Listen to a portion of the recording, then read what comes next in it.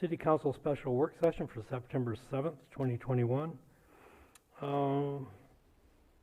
Pat, would you please call the roll? Mike Dora, Here. Ryan Cummins, Here. Dennis Scott, Here. Mike Fritz, Here. Bob Manetza. Here. We have two items on our work session agenda today. First, we have Lieutenant Joe Boyle talking about Pier security camera demonstration. Good evening, Council.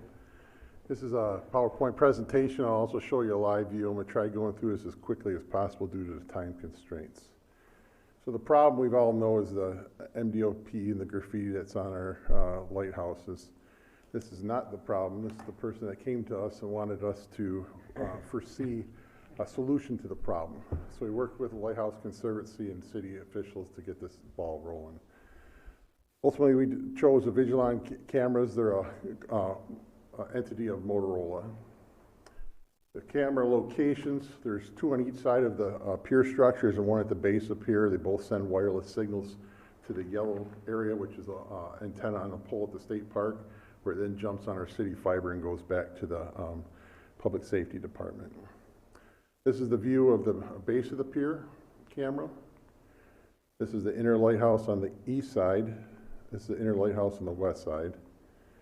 This is the inner east side of the outer lighthouse, excuse me.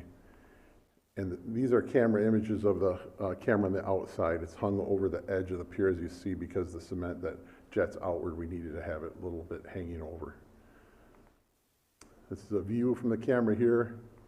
This is another view. It's the same camera, has 4 different views, 360 degrees, so it can capture people that are both causing graffiti damage on the wall, as well as entering up on the structure on the second story, causing damage, as well as incidents that may occur on the base of the cement. This is our camera that we have for our water rescue, so we all integrated that because they're all at Vigilon. So how do we monitor the cameras? This is we call it our situation room over Coast Guard. There's over 40 cameras that we monitored for the Coast Guard Festival. The top monitor shows the cameras that I've just explained to you.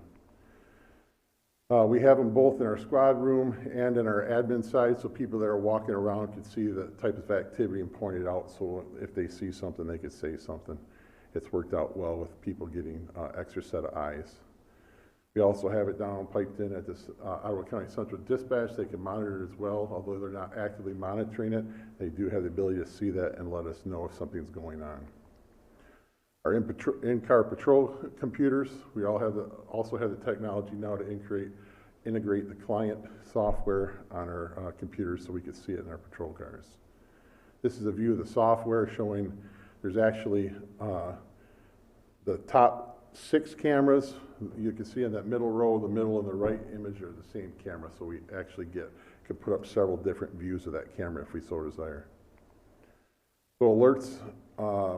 We set up geofencing, that's that yellow area, at each location of the pier for critical areas that we want to concentrate. And what the analytics software allows us to do is say if someone's loitering there for 30, 35 seconds or more, it'll send off an alarm. The alarm comes to a cell phone that either the on-duty sergeant or someone at the beach patrol will have in their possession. They can monitor it. It's a work in progress, so we're still doing that training. I'm monitoring them on the weekends and stuff on my cell phone and calling out to the people when we see violations. That's an area down below. That's the area up top. We also put signs there to try to discourage them and offer a cash reward amount for information leading to the arrest of suspects damaging our structures. We also have people that are climbing up there. I think it's a huge safety concern and a risk management type issue for people, for the city. If people are allowed to continue to climb up there, they can fall off the outside of the lighthouse or the pier structure, as well as enter in there and cause damage to the newly renovated portion of the building, and destroy our camera on the outside. Our mobile phone app that I explained earlier, when we receive a notification, we'll get it on our text, on our phone as an alert. We can log in, it connects to the server. It shows us exactly where the alarm is. We could then click on that, expand it, and watch the activity that's going on, try to identify what exactly is occurring, and send the information to our responding units. Once something once we click on it, we can acknowledge it in the lower left corner with a check mark. By clicking on that button, it acknowledges that we looked at that alarm. Then if there's nothing going on, we could purge that. It still stays in our analytics in the back end showing the alarms, but we're able to clear it from our phones. We could also look at the cameras live. That's a view of all the cameras there. We could click on each one. So this is a live view from a cell phone device showing all the cameras as that is occurring. The results. So far, we've been able to apprehend several subjects. Some of these people were not charged. The far right, we didn't have the signs in place. We need to have notifications indicating that they're not to be on the structure, which is now in place. A couple other people sitting up there. It's a huge risk if someone falls off there and breaks a neck or hurts somebody or themselves. Somebody up in the upper right-hand corner there looks familiar to me. I'm not sure. That was at the lighthouse or the Coast Guard when the boats were coming in. Some people were up there. This is some night shots showing the people that are climbing up on the structures and how the night view is able to capture people up on the top. That female was arrested and charged with malicious destruction of property. That male was arrested for malicious destruction of property. That male was arrested for malicious destruction of property. This is a case that we sent out over social media. You guys probably know that. Both subjects were keying the structure. We sent out news press releases to all the major media outlets. That resulted in our Facebook post as well. You'll see on the right here, let me see, click one more time. Over 180,000 people this reached within 23 hours.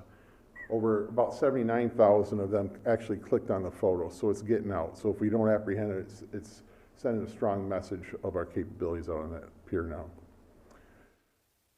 Some of the feedback we got with the comments on this is exactly what I'm thankful. We have security cameras. We not be able to catch the culprits all the time, but it's sure nice to be able to identify wrongdoers and protect our collective city property we all enjoy, and that's important.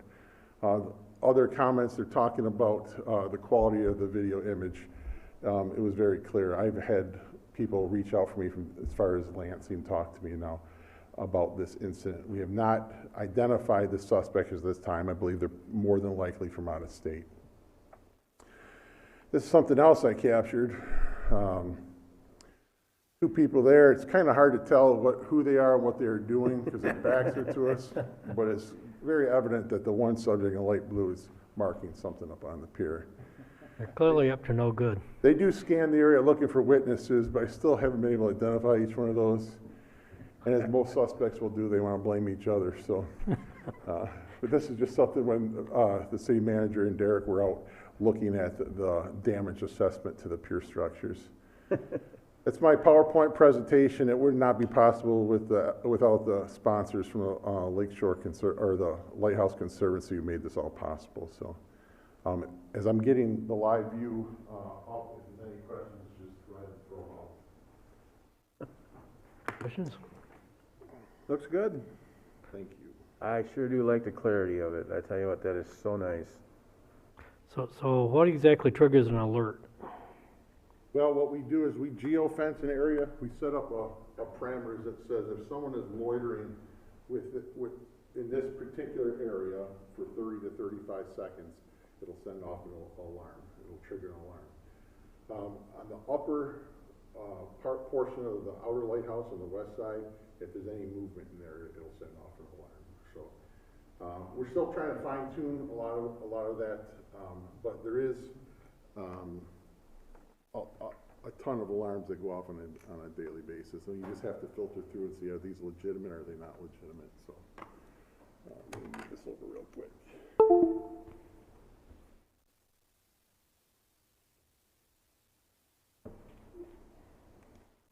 That sure is nice.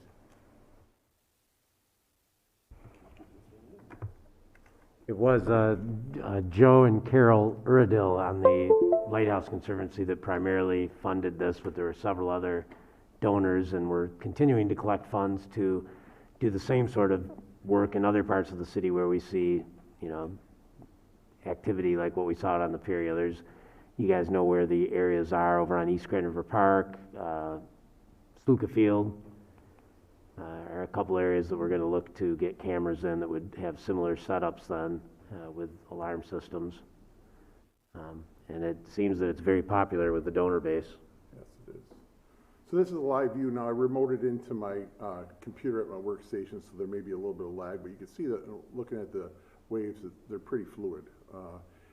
If something's going on this camera, we just simply double click on this one here, or make it, for some reason it's stuck. Yeah, you could zoom in on these things, and it takes a little bit and comes into focus. Right, it's not working here. But these are the views. This camera right here is capable, the one in the middle is capable of being spun around. I think because it's been down for a little bit, it has to be refreshed, and in the interest of time, I'll just go over and show these cameras now. But all the cameras can pan, tilt, and zoom and move up, as you can see in the upper right corner. This one can move around. This is the same camera. It's a 360-degree camera, so you can see out on the east and west side if you want to. But this one up here, this could move in. At nighttime, it's pretty clear. All these, there is some tweaking we need to do the outside because there's very little light at that time. And then this is just our beach camera that we've had up for several years now. So, any questions at all? They look good.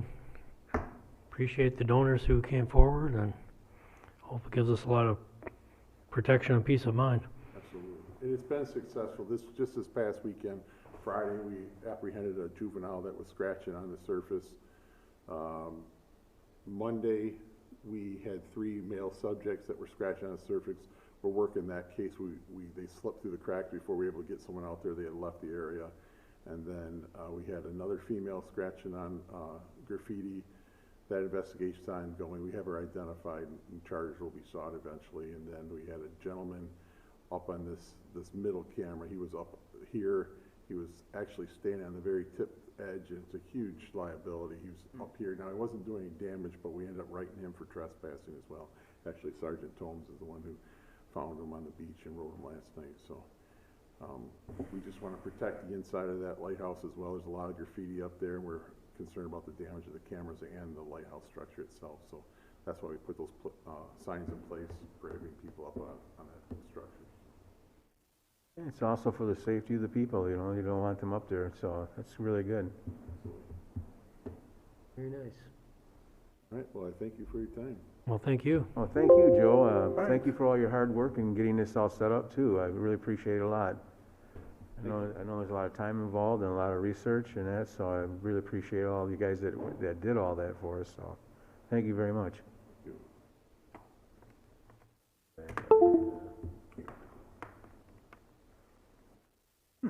All right. If there's nothing else for Joe, then we will move on to our public art report from Ashley Briscoe.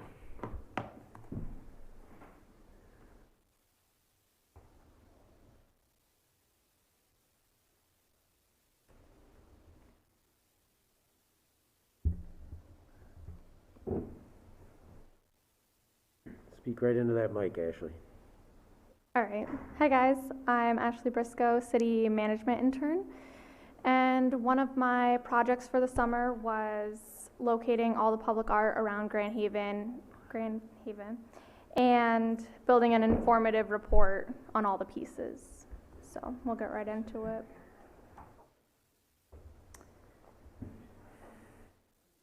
So the overview is the public art brings a lot of meaning to the community and provides a greater sense of understanding where we live, work, and visit, memorable experiences for everyone who comes and visits, and an intersection between past, present, and future. So through the presentation, I've got pictures of all the art. So this one is The Abstract Pedestrian by Farrah Costin, located outside of Barnum LLP, and this is city-owned.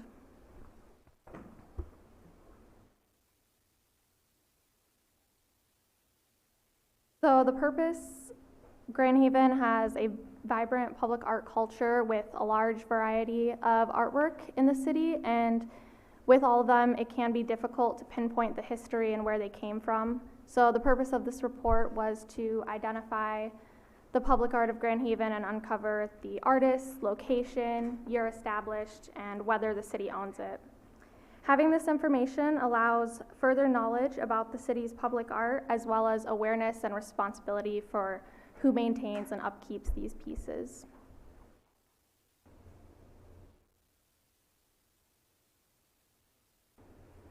I'll present some of the art pieces. We have the sundial, and then under it is the Brass River, both established in 1985. They're both city-owned and located above the Lynn Sherwood Waterfront Stadium. And then we have the newest addition, the Blue Dog by Mark Chatterley. And this was 2021, and this was also just recently officially donated to the city. Then we have some of the iconic ones with the Starboard Tack by Terry Westra. This is city-owned. The Gulls, which is located between the Loudet Library and the Community Center. And then the Lake's Edge by James B. Clover, established in 2010, located along the boardwalk, also city-owned. So some of my resources included news articles, community art enthusiasts, plaques from the pieces themselves, and some history books on Grand Haven. The public art, for the most part, is very well documented and gives a great sense of variety.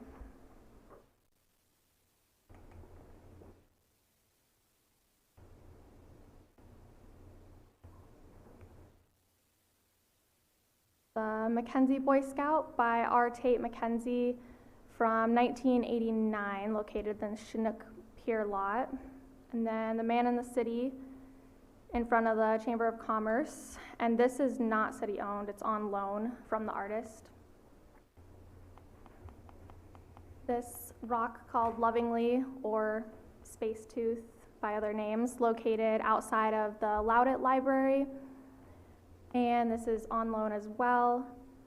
Then we got To Save by Daniel J. Miller-Lyle in 2018 as a part of the Art Walk. And this is not city-owned. This fun guy called We by DNA Sturzer, 2013, is city-owned. And these plaques along the waterfront stadium called the Grand Haven View, these are on loan, established in 2018. Got some wall murals, the black and white paint wall by Chris Protas from 2011, not city-owned. Another Mike Westra piece called The Number 9 from 2015, that was also just donated officially. And then another piece from the Art Walk, the name was not available, but it's by Dan Parker, and it's not city-owned. So, in conclusion, Grand Haven should continue to add artwork to the city's collection. It's an asset to the city. However, improving the efficiency of art management in the future could include having the artist or donating organization include a plaque for general public to read along with the piece, and also providing a clear agreement with the artist or donating party of maintenance responsibilities. So some of the actions that can be taken to organize these records and keep track of things could be establishing a committee and dealing with communication with the artist. Any questions? Questions for Ashley? No, I just want to say it really adds a great ambience to our town. People seem to stop and look at them a lot. I'm walking through town a lot, and I see a lot of people being by all this artwork. So I take your recommendations that you made to us is what we need to do a little bit better what we do. So that's a good thing to do, and get a good, clear agreement with them, making sure we got some kind of maintenance plan for them. because we don't have the resources to maintain all that artwork, but it would be nice to have something going forward, or if we set up a foundation or something to take care of these, so. Thank you. It's Yeah. nice to see all these. I appreciate it very Yeah, much. thanks, Ashley. Yeah, thanks. So Ashley, do you know the ones that are on loan to the city? Are those on indefinite open-ended loan? Are they some terms attached to that, or do we know what the conditions are on the loan? I couldn't give you the specifics of the loan. Some of them are time limit, so at a certain time, the artist might take them back.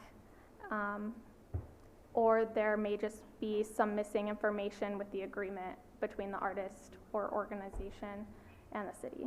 Okay, so not intended to be transferred but never formally done so? Yes. That's possible. And then, yeah, I mean, the bit about the maintenance, responsibilities, funding and all that, that's always an open question. Certainly these things do need to be maintained, they don't last forever. Mm-hmm. But yeah, I enjoy the public art. I think that whether you actually like the piece or not, it's irrelevant. The thing is that it's interesting. It's not just the straight lines of buildings and streets, but a lot of creativity and a lot of interesting forms that stimulate thinking and sometimes generate discussion, sometimes argument, whatever. It doesn't matter. What matters is that they're very stimulating. So it's a great addition to our landscape. Thank you. Well, I'd love to get some direction from city council, or Ashley could take the direction, because she's got 2 more days with us, so we could squeeze some more work out of her. You know, I don't know if you would want to delegate this to an existing committee, or ask that we come up with a committee to maybe just go through all of the pieces of art that we do have, and possibly reach out and contact these artists, those that are on loan. You know, a lot of this, I'm really very grateful for the work Ashley's done this summer, because we just haven't had time to ask these questions, and I'm seeing some of these and thinking, oh, that's on loan, I thought we owned it, and others, it's like, I didn't know we owned that, I guess we do. And I think it'd be nice to formally establish that, document it, get those plaques out there. I think probably every one of these should have a plaque, just because now people look at it, they don't know. I know whenever I see something like that, I kind of look around for something to explain where it came from or what the name of it is. And then also to possibly begin to identify locations where you feel placements might be appropriate in the future, because each of these, and I don't think you want to get into the role of voting whether or not you put a piece here, a piece there, but maybe you want to review where they are being placed and authorize certain areas as being appropriate, or at least have a committee look at it and set forth some guidelines, because now and you guys know the usual suspects who are active in these areas, and they go out and they find a great spot, a great piece of art, and they kind of get it there one way or the other, and we all like it, and it stays, and then next thing you know, you look up on the PowerPoint screen and it says it's owned by the city, and you say, oh, I guess they gave that to us, or it's on loan. Well, okay. And you know, the most recent one, it went out on Harbor Island, that lighthouse that was sitting down by Snug, and the owner down there was interested in seeing something else out there, and we had recently moved the one off Harbor Island, that big piece of iron. I think it sold to somebody, so it went away. We just said, sure, come and get it.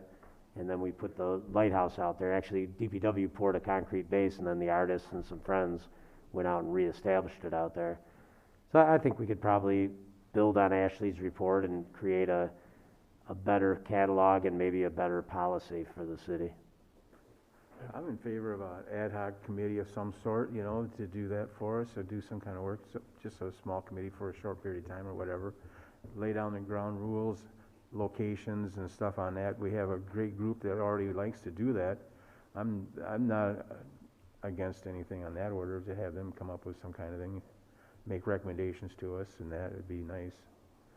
Instead of going to each one, if it's involving some of the other, like the parks and stuff like that, they can make recommendations to the Parks Board and that, and move it forward. But it's nice because you have artists doing it. It's much better than each and every committee trying to figure out, do they want to have it in their park, or do they want to have it here or there. It'd be nice to have a committee of some sort to make the distinct, you know, location and what we can have, and make some general rules for us too. Yeah, Yeah, thank you, Ashley. I think we're lucky to have the art that we do. You're right, it does contribute to our identity and really the culture of the community, and I'm glad to see that we continue to add to it, and it sounds like there's a lot of interest in continuing to add to it, in all the different parts of town. We have looks like some great pieces, especially on the west side of town. It'd be nice to kind of maybe have some expanded opportunities on the east side of town.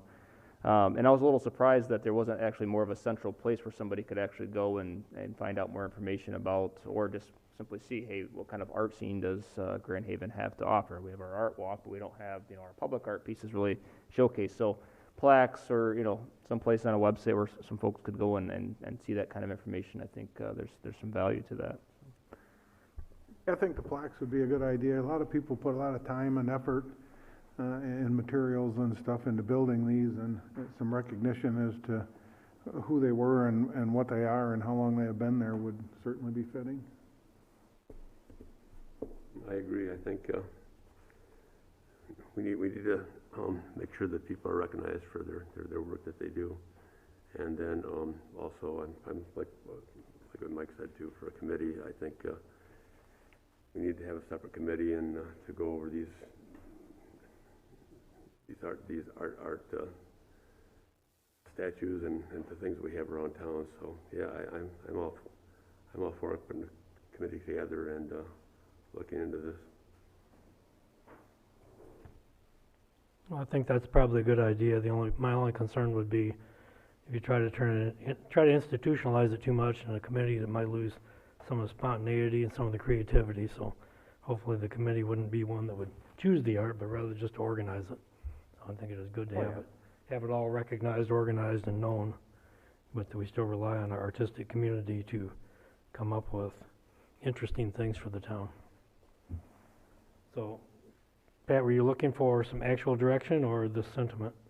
I think I got it, Okay. what I was looking for, so we'll begin seeking interested applicants. I don't know if any of you wanted to sit on this committee, let me know, but those, okay, Mike raised his hand, so he's in. And you know who some of the others are, and they've been meeting and they get together periodically, so I think, John Martin, Randy Smith, Sean Sturzer, Cindy Cashmere, those are some of the folks that have been pretty active and dedicated, so I think they'd probably be pleased to help out in that area, so I'll check with each of them and get something going, and you guys can appoint committees for up to 2 years. So we'll say it's a 2-year gig, we'll maybe get them started this fall and see what they can do in 2 years and whip this into shape. Okay. And then we'll invite Ashley back to see our Grand Haven Outdoor Art Walk, art tour, after it's all done. She can tell us how we're doing. Okay, well, thank you. Well, if there's nothing else, I'm going to close the work session at this point. We will start the regular session in about a minute. On the stretch. Do it now, I'll have my opportunity here. Boy, Jeff.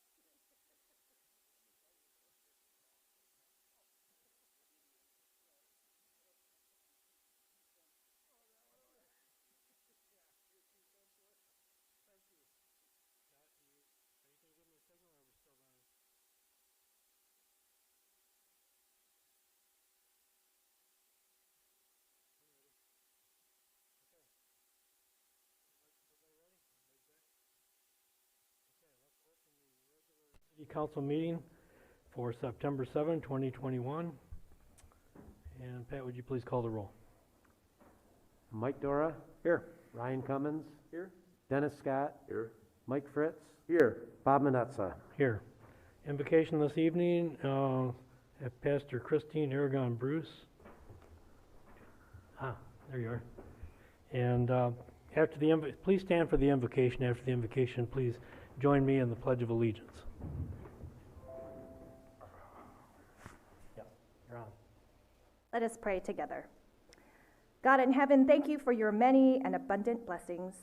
Thank you for life itself, for the measure of health we need to fulfill the callings you have placed upon our lives, for sustenance, and for friendship. Thank you for the ability to be involved in useful work and for the honor of bearing appropriate responsibilities. You have granted us freedom in Christ, so help us to use this freedom well to serve and love our neighbors, including the least of these. Thank you for loving us from your boundless and gracious nature. In Scripture, you have said that citizens ought to obey the governing authorities, since you have established those very authorities to promote peace and order and justice. So I pray for the various levels of city officials, and in particular for this assembled council. Graciously grant them wisdom to govern amid the conflicting interests and issues of our times, a sense of the welfare and true needs of our community, a keen thirst for justice and rightness, confidence in what is good and fitting, the ability to work together in harmony even when there is honest disagreement, personal peace in their lives, and joy in their task. I pray for the agenda set before them tonight. Please give them an assurance of what would please you and what would benefit those who live and work in and around our beloved city of Grand Haven. It is in the name of your Son, Jesus Christ, we pray. Amen. Amen. I pledge allegiance to the flag of the United States of America and to the republic for which it stands, one nation, under God, indivisible, with liberty and justice for all. Thank you.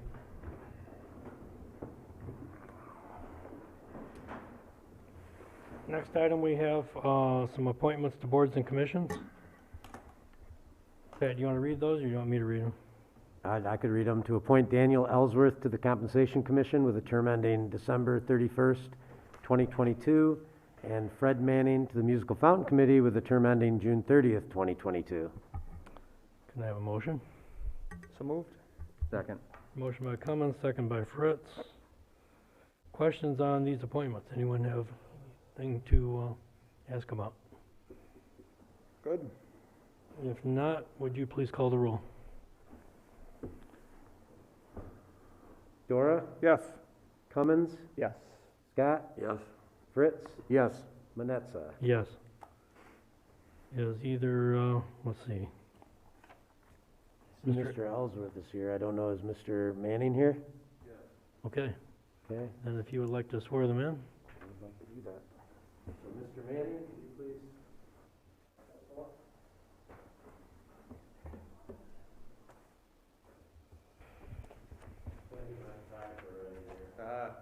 The official portrait, eh? Yeah, we need a mugshot. Do I look sullen and angry? You will be immortalized Great. or mortified. Okay, if you could One or the raise your other. right hand, repeat. Well, you don't have to repeat, you just have to say I do when I'm done. I, Fred Manning, do solemnly swear that I will support the Constitution of the United States and the Constitution of this state, and that I will faithfully discharge the duties of the office of Musical Fountain Committee in and for the City of Grand Haven, County of Ottawa, and State of Michigan according to the best of my ability. I do. Okay, would you please sign right here?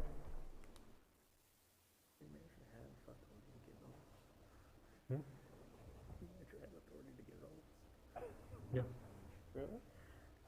Gonna come and shake his hand, Your Honor? Yes. I'll take care of that later, so. And the mayor will shake.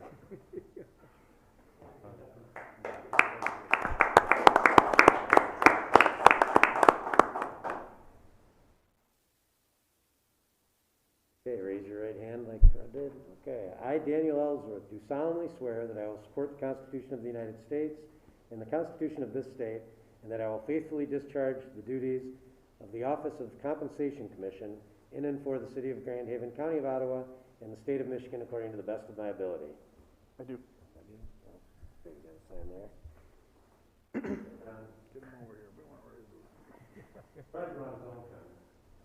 I didn't come nearly that prepared.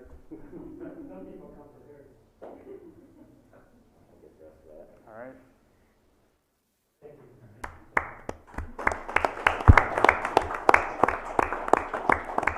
And thank you for volunteering to decide what we should get paid. That's a very important job, so we appreciate that. So. We might even be able to provide pens if it's enough of a raise, too. So just throwing that out there. Yeah, but the pens have to be returned. Yeah. Only after. All right, we are up to the approval of consent and regular agendas. There are two items I'm aware of that need to be added to the agenda. One is the, under new business item F, which is the rescinding of the conditions on the authorization to close the Sims plant was published late. It has to be published by 5 o'clock on Thursday night. It hit the agenda Friday morning. So we'll have to acknowledge that as a change to the agenda. And the other one that Pat handed me was an attachment to the consent agenda, which would be item F, which is approving an application from 12 Corners Vineyards LLC for permit for the social district LLC permit. Anything else? Yes, I'd like to take item E off and put it under new business. That would be, oops, I'm on the wrong page. Okay, the consent item E will now become new business item G. It was E as in Edward? E as in Edward, that would be the Berserk Brewing October's Fest. We'll go on to new business.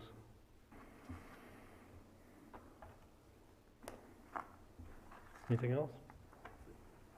Anyone else? Otherwise, I'll need a motion. Approve the agenda as amended. So moved. Support? Okay, motion by Fritz, second by Dora.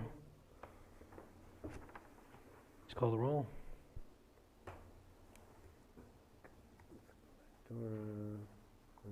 Cummins? Yes. Scott? Yes. Fritz? Yes. Dora? Yes. Metza? Yes. And that brings us to our first call to the audience. This is your first opportunity to address the audience. You may address council, excuse me. The audience may address council on any item, whether on the agenda or not. Those addressing council are asked to provide their name and address. Will be limited to 3 minutes of speaking time. Council will hear all comments for future consideration, but will not have a response at this time. So the floor is open.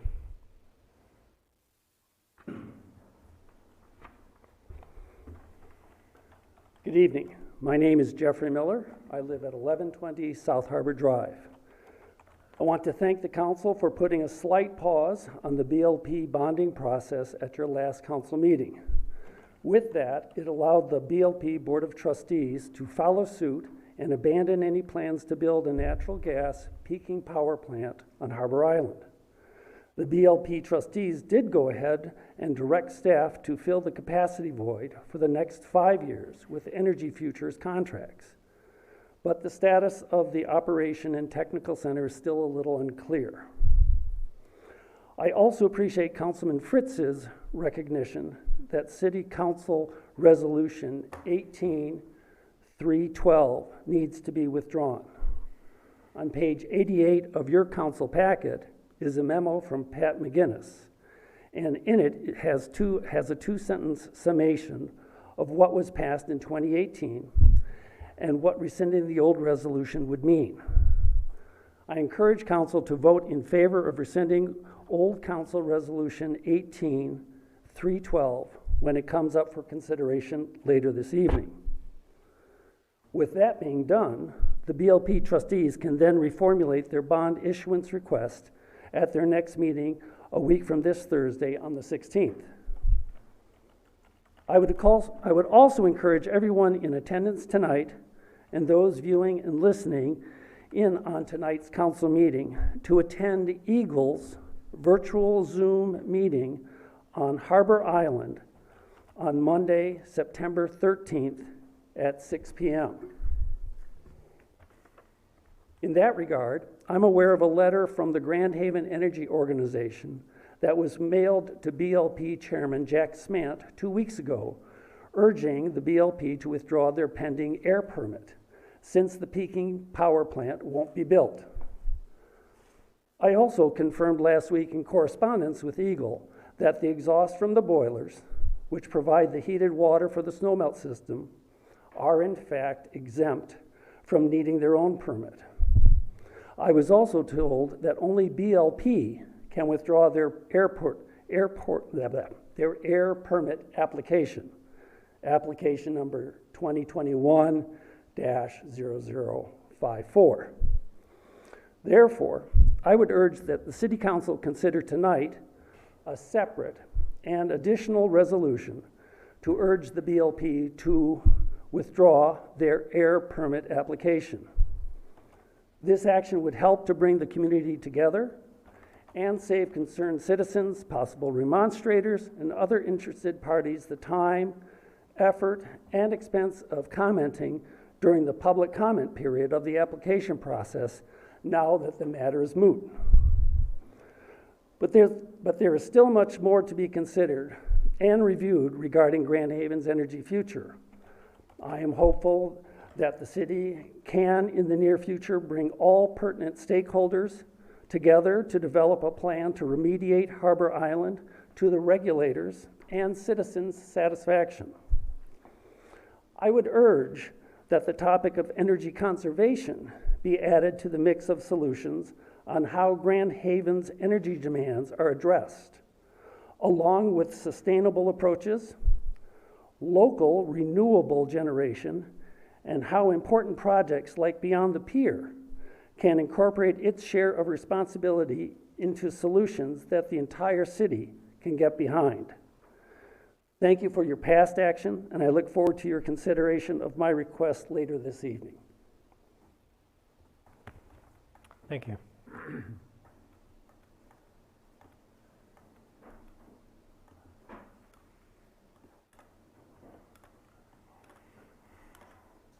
Hello, my name's Jim Hagan, 400 Lake. I just want to comment quickly on the social districting. I read the recent article in the Grand Haven Tribune on the 4th. There were a lot of quotes from the owner of Long Road, but one word was missing. It was the fall season. I know there was a lot of talk at the last couple meetings on having a test session in the fall. I think it's extremely important. I'd like to see the city get ahead of it, you know, realize any problems that could exist and solve them before we just jump into a big summer season next year. Thanks. Thank you.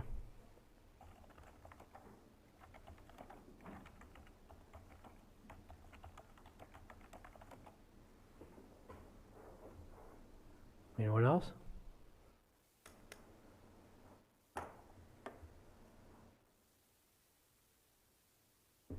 If no one else would like to address council, then we'll move on our agenda.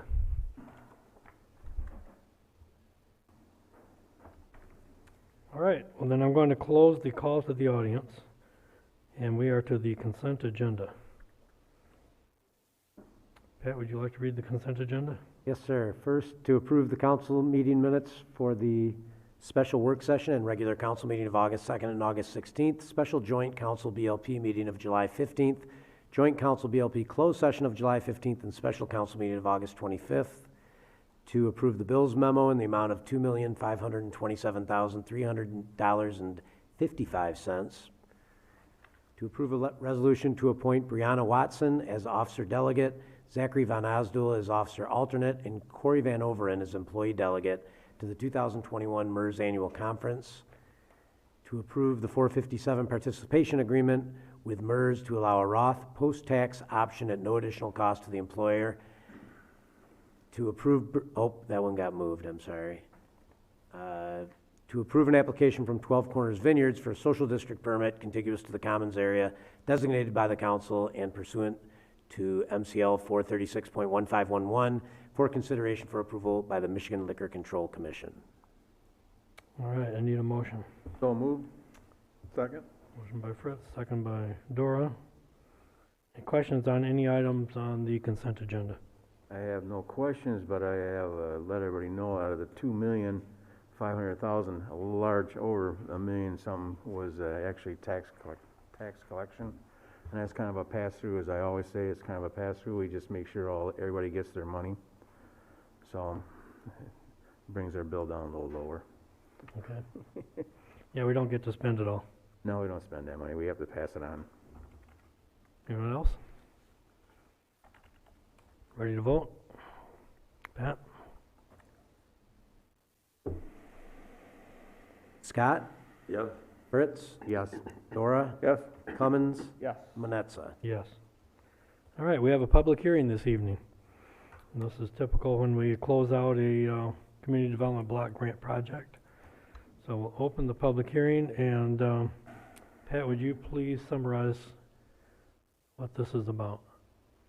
Yes, about probably 2018, we approached the state of Michigan to assist us with community development block grant funding to make some improvements down along Harbor Drive to create better access to the river. And that included building a deck, removing some visual obstructions, putting in some stairs, and also putting in handicap accessibility from Harbor Drive, barrier-free accessibility, down to the boardwalk. It was about a $1.2 million project, and it was almost entirely funded with grant money. And we've gone through all the process. Ashley Latch and Amy Bessinger did a magnificent job of keeping up with the paperwork on the project, and Derek Gatos and Matt Wade and others at Public Works did a great job staying on top of the contractors and getting that job done. And I'm sure you'll agree it was a very positive project, and the administration does recommend that you approve the closeout tonight. Okay. Any members of the public who care to address council on the closure of the Riverwatch project? Seeing none, I will close the public hearing. And we will move on to the next item, which is the resolution. Okay, we need a motion to close out the 2019 Community Development Block Grant for Project Riverwatch through the Michigan Economic Development Corporation. Administration recommends approval. Do we have a motion? So move. I'll second it. Okay. Motion by Scott, second by Fritz. Questions on the motion? I just want to say what a great asset that has been come to our waterfront. I've noticed that all the benches and everything down there, people have been using a lot, and I can see more handicapped people down there with wheelchairs getting much more ability to get down to the waterfront and enjoy it. So this was a good grant and a good project for us. I can't say any more about it. It's just it's good all around. It helps everybody. It was nice to see the improved accessibility, that's for sure, and the deck up above is really nice, and with the trees that have been taken out, it really improves the visibility too, so it's just been a great addition. Anyone else? Yeah, I think also that, I mean, this is a fabulous way to leverage a lot of money that comes into the community, get an outstanding project that really enhances the waterfront and provides a great benefit to the people of Grand Haven. So very happy that this worked out the way it did. It took a lot of work on the part of staff. It took work on the part of MEDC to support us, and it's just a great benefit to the people. So one of those that turned out well. So no other comments or questions, then I think we're ready to vote. Scott? Yes. Fritz? Yes. Dora? Yes. Cummins? Yes. Manetza? Yes. Okay, first item of new business. First item would be to, motion to waive the fees in the amount of $2,000 for the 2021 Hispanic Heritage Fiesta to be held September 19th through 25th. Need a motion? So moved. Second. Okay, motion by Fritz, second by Cummins. And we had questions when we approved the Fiesta about the waiving of fees. So this is a follow-up to that. Questions on this?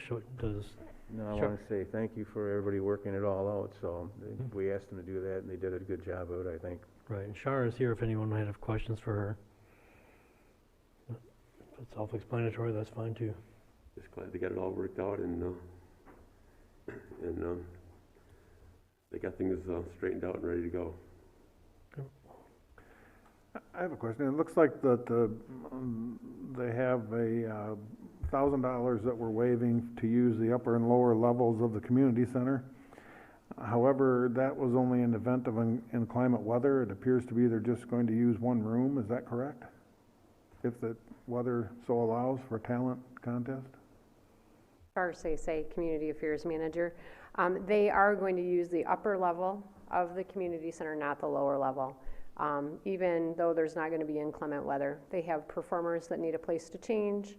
Restrooms will be open for them, and the dressing rooms and the stage area will be open for them. Okay, and the fee that we're waiving reflects that usage? That would be less. Okay, Yep, it would be a $500 fee for the whole upper level.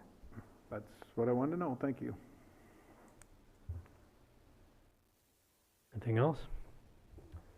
No, just to say again, this brings us in line with, similar waivers that we've done for, past events, and so it kind of lines us up with that, but we still, I think, need to take a look at, overall our just event policies and have some more just structured way to, make these decisions, I think, as far as if we're going to be waiving fees. Our community center is operating at a loss.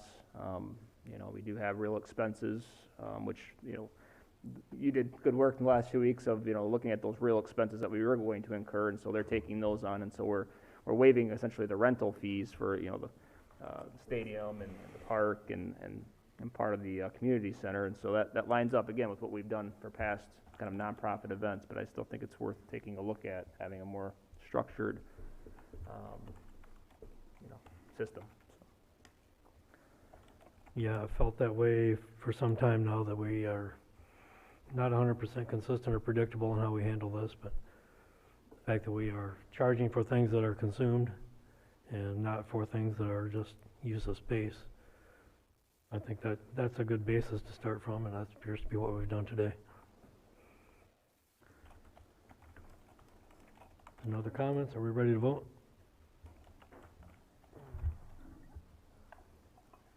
Fritz? Yes. Dora? Yes. Cummins? Yes. Scott? Yes. Manetza? Yes. Excuse me. Next item. Next item is to vacate a portion of Waverly Avenue right-of-way between the railroad tracks and 816 Waverly Avenue, just west of Verhoek Street. Okay, I need a motion. So, I'll support. Okay, motion by Scott, second by Fritz. Okay. Pat, do you want to explain this one? I see the. Yes, sir, I'd appreciate that. The very western end of Waverly on the, it's on the west side of 31, but it's a strange little stub of Waverly, because we've got Waverly in 3 different sections in town, and this one is the section that goes from 31 over to Verhooks, and dead ends there.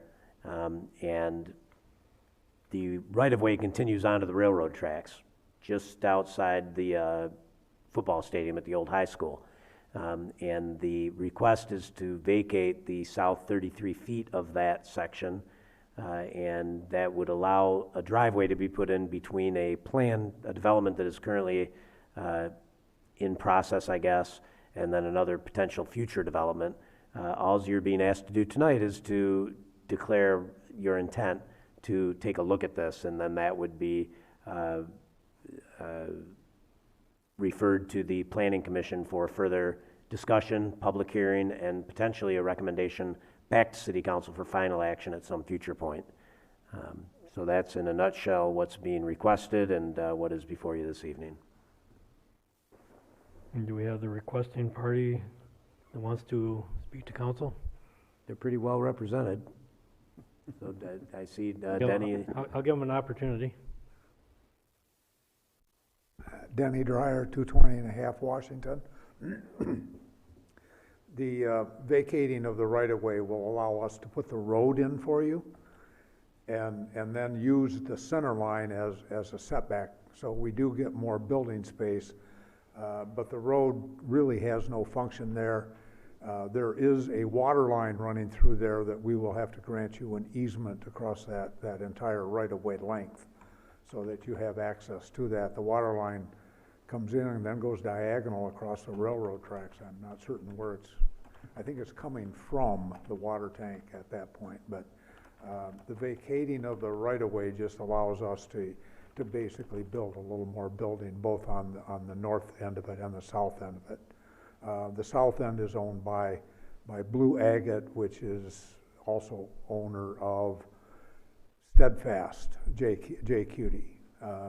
And then Mike and Terry and myself are speaking for 815 Verhooks, where we want to develop that. So it just helps the development along to give us a little bit more land to work with. Questions? Is this gonna have any impact on 816 Waverly? None. Yeah. When I talked to Jennifer about it, she's talking about not vacating that portion at the southern end of actually the west end of the southern side of Waverly. If she wants to vacate it, she can. I can make it work either way. And there's going to be a 10-foot easement that's going through there, is that correct? There'll be a 10-foot, the easement will be 10 foot wide? It'll be at least 10 foot wide. Okay. The road going through there that we're going to be putting in is at least 22 feet wide. Okay. So you will have good access all the way across it. The road is basically going to be built on the water line, so. The water line appears to be pretty much right down the center of the right-of-way, so it's pretty close.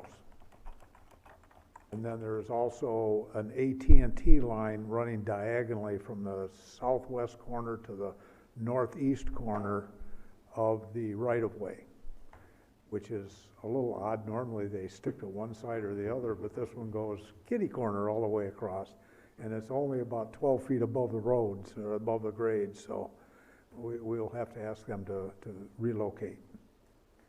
So on that water main, Derek's in the back there, is that due to be replaced anytime soon? Because otherwise, if we're going to have an easement and vacate this, then we're going to have to pay to put the road back together, and that's going to cost more in the end for us. Derek Gatis, Public Works Director. We've looked into the location of this water main, and there are some opportunities for us to relocate that to the south side. They're looking, so you're looking to vacate the south side of the right-of-way, right? Or the north side? Well, it's only Both, okay. a 33-foot right-of-way that remains. That's correct. So anyways, we might have to relocate that at some point, and maybe some looping. There's currently a water main that runs through the southern property here. So right now we don't have any plans. We don't have any current plans to do it in the near future. So we have to look at what that layout would look like. We have not done that. Okay, so, and I don't have a problem with this going forward and the planning commission look at it, but that's just, I guess, part of my, I understand the reason for the request, and it makes sense to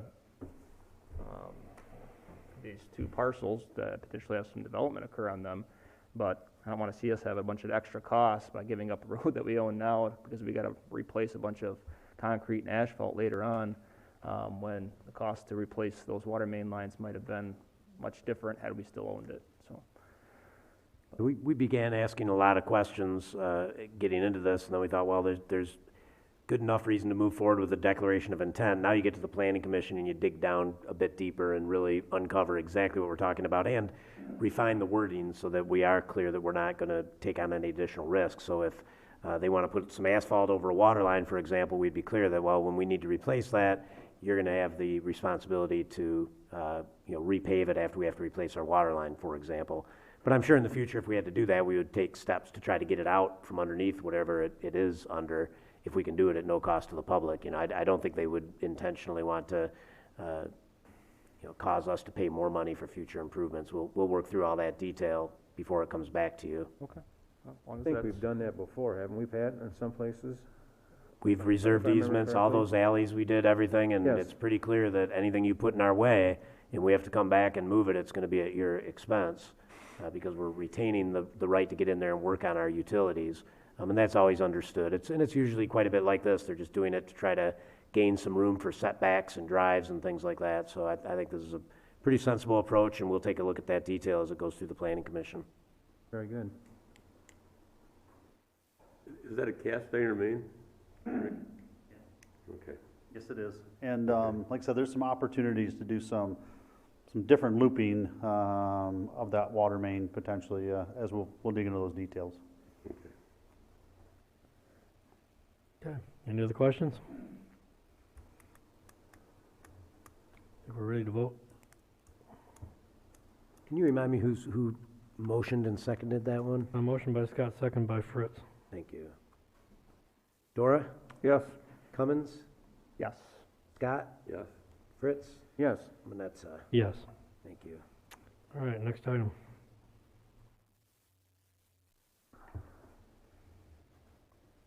Next item is to approve the budget amendments for the city sewer fund for the manhole rehabilitation and industrial drive lift station projects that were included in the FY 21-22 capital improvement plan. The administration recommends approval. Need a motion? So moved. Support. Motion by Dora, second by Scott. Pat, do you want to tell us about these amendments? Or do you want Amy to? Where did Derek go? Oh, there he is. He usually has a very bright shirt on, and so I was looking at He field. stands out in the crowd. I thought it was field, and I thought Derek. Sorry, it's just a purple shirt tonight. Yes, Council, Your Honor, in the budget, the process of switching finance directors, we made a couple errors. My department has, myself, in outlining our capital plan, but not actually putting it in the budget document in and of itself. So as we move forward with these projects, our capital plan, here it is, and find out that those numbers weren't put in the actual construction activity accounts that they needed to be. So worked with Finance Director Bessinger about the availability of those funds. These funds were always intended to come from our fund balance. They weren't going to be covered with our revenue, our annual revenue. So this year would have been a year that would outline, let's say, a deficit, if you will, from our revenue over expenses, but utilizing that fund balance to pay for these two projects.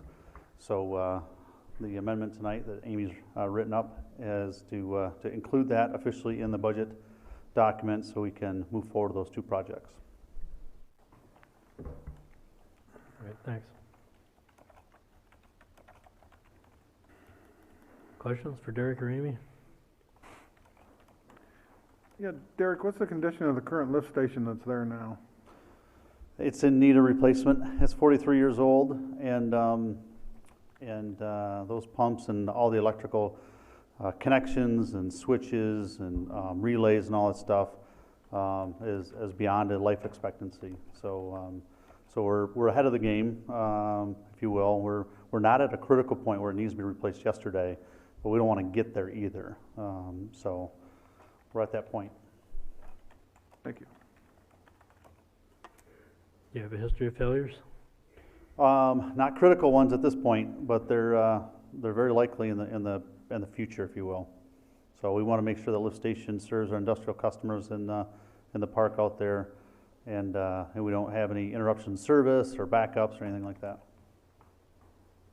Pat, you had your hand up. Just for those following along at home, could you tell us the magnitude of each of these amendments? And then Amy, could you let us know what the cash condition is to cover these investments? Yeah, so the two projects, one is the replacement or retrofitting of the industrial drive lift station out in the industrial park. So we'll, with Abamarsh's professional services, identify every piece that needs to be replaced. There's typically not every piece of the lift station from brand new will be replaced. Like the wet well will most likely be retained and or reconditioned. But the pumps, any of the plumbing, the electronics, the wiring, all that stuff is 40 plus years old and will be identified in a project scope. The estimated budget for that scope is $500,000. The second project actually is a manhole lining project that will identify, we believe we can get about 20 manholes for the cost that's budgeted. The cost is $150,000. And those manholes we'll identify and that we'll have lined the lining of those manholes will extend the life expectancy, hopefully another 50 to 75 years. Most of them, we're targeting the most crucial ones, the ones that accept flows from our force mains from our other lift stations. They create hydrosulfuric acid gases that can deteriorate concrete over the long haul. So anyways, it's a common practice. I've done it in every municipality that I've worked in, and we're just trying to prolong the life expectancy of these infrastructure. And for instance, we had a failure a couple years ago over on Dispelder and Elliott. Everybody maybe can remember that. Reroute traffic and a bunch of people and garbage services. That was a failure of the pipe just outside the manhole, and about 5 feet of it needed to be replaced. But unfortunately, the manhole is in such bad condition, we couldn't excavate down to the pipe and replace the pipe. We actually had to end up replacing the whole manholes in and of itself as well.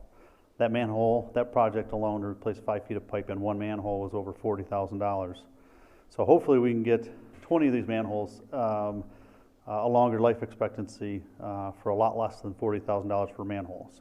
And that was done on an emergency basis, and we did avoid some backups, if you will, in homes. So we want to make sure we're ahead of that instead of behind it. Do we have any other, Derek, lift stations that are getting close to the same age and ready to be redone in the near future? We do. Actually, on the capital plan, we have another lift station in next fiscal year's budget. That'd be the Robbins Road lift station. There's been some discussion with the township about maybe accepting some township flow from some subdivisions. So right now it's a good time to be talking about that as we're preparing to upgrade that lift station. With the expansion of Robinson Landing, we're approaching the capacity of that station just with our flow. So we'll have one more to do. Oaks Station was another one that was done recently, I think just before I got here. So those are the three main ones that have been on the capital plan over the last 10 years. And yeah, we'll see where that goes next year. It'll typically run about the same price, right around 500,000. Yep. Unfortunately, I'm used to prices around 200,000, but that's not where our industry is at right now. So those are the estimates we've gotten from Albemarle recently. Thanks. The Oaks Station, the Robbins Road Station, and the Industrial Station were up at the same time. So they're all the same age. So so that's what you're running up against right now, those three lift stations. So yeah, they're the same age, and there's no doubt their life capacity is about done. So yeah. And manholes, talking about manholes, we've had manholes falling apart when I worked for the city, and I can imagine how bad they are right now. So I can see we're going to be sticking some more money in manholes as the years go by, because the older neighborhoods and where the older sewer lines were, those manholes are getting bad. They were bad when I was working there 17 years ago, so I know how bad they are now. I can imagine. Well, we've done some great projects lining sewers. That doesn't address the manhole itself, so this is just another step in trying to preserve a very expensive sewer collection system and get it to last longer. Pat, I don't know, you were here, well, you know when the Oaks lift station was reconstructed? Yes.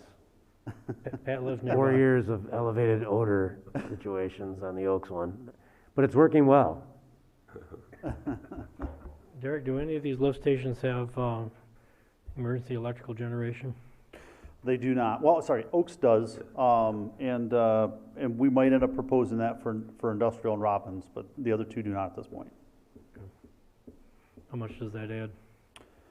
I'd have to get those numbers for you. Because I've heard horror stories from Mr. Scott about having to move generators back and forth to keep the lift stations operating during power outages. Yes. They've done that. Yeah, it's I've been a part of those crews in my career, so.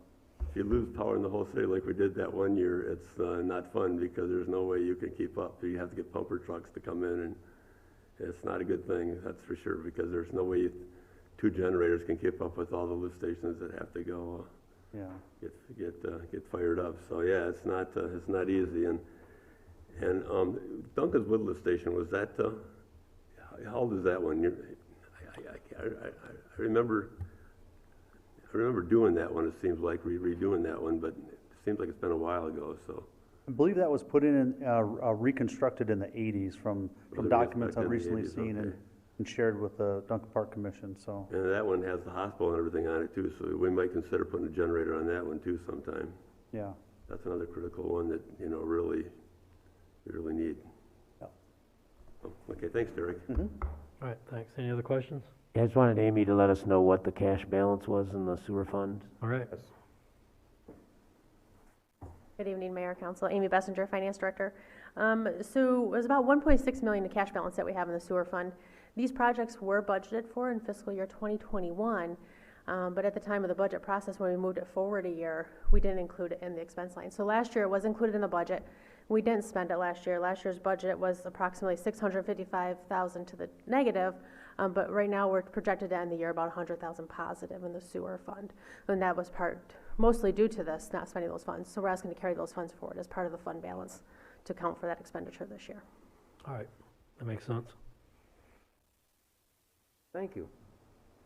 Other questions? We're ready to vote.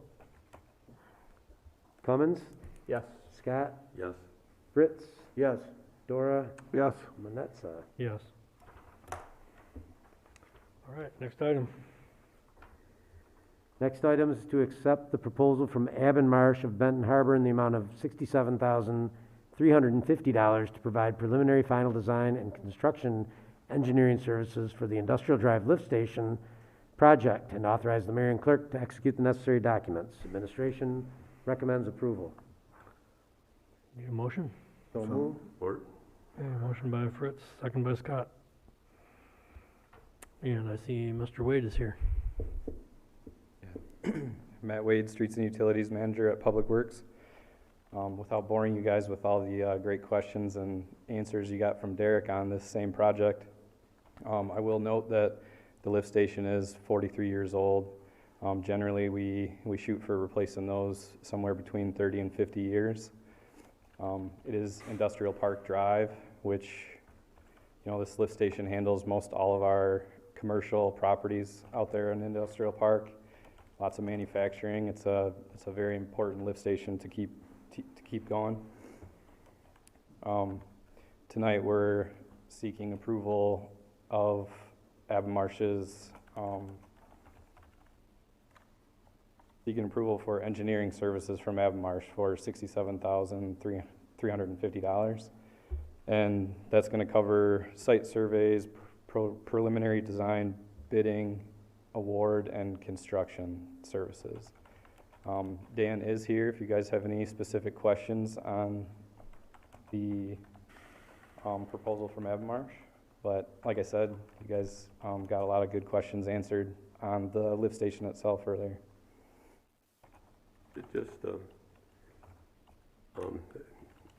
Just as a matter of fact, that Industrial Drive Lift Station goes into Robbins Road Lift Station, which in turn goes into Oaks Hopkins Lift Station. So that's why all three came together, and we're done in that order. So when Industrial Drive was being built, and they needed two lift stations, and then the one at Oaks was already there, but they completely tore that one down and put a new one up with bigger pumps because they needed that one. So, but yeah, so just to clarify that those three lift stations are all connected together, and like you said, the Robbins Road one is going to have to be probably bigger pumps in it because of the addition to the Robinson Landing thing, and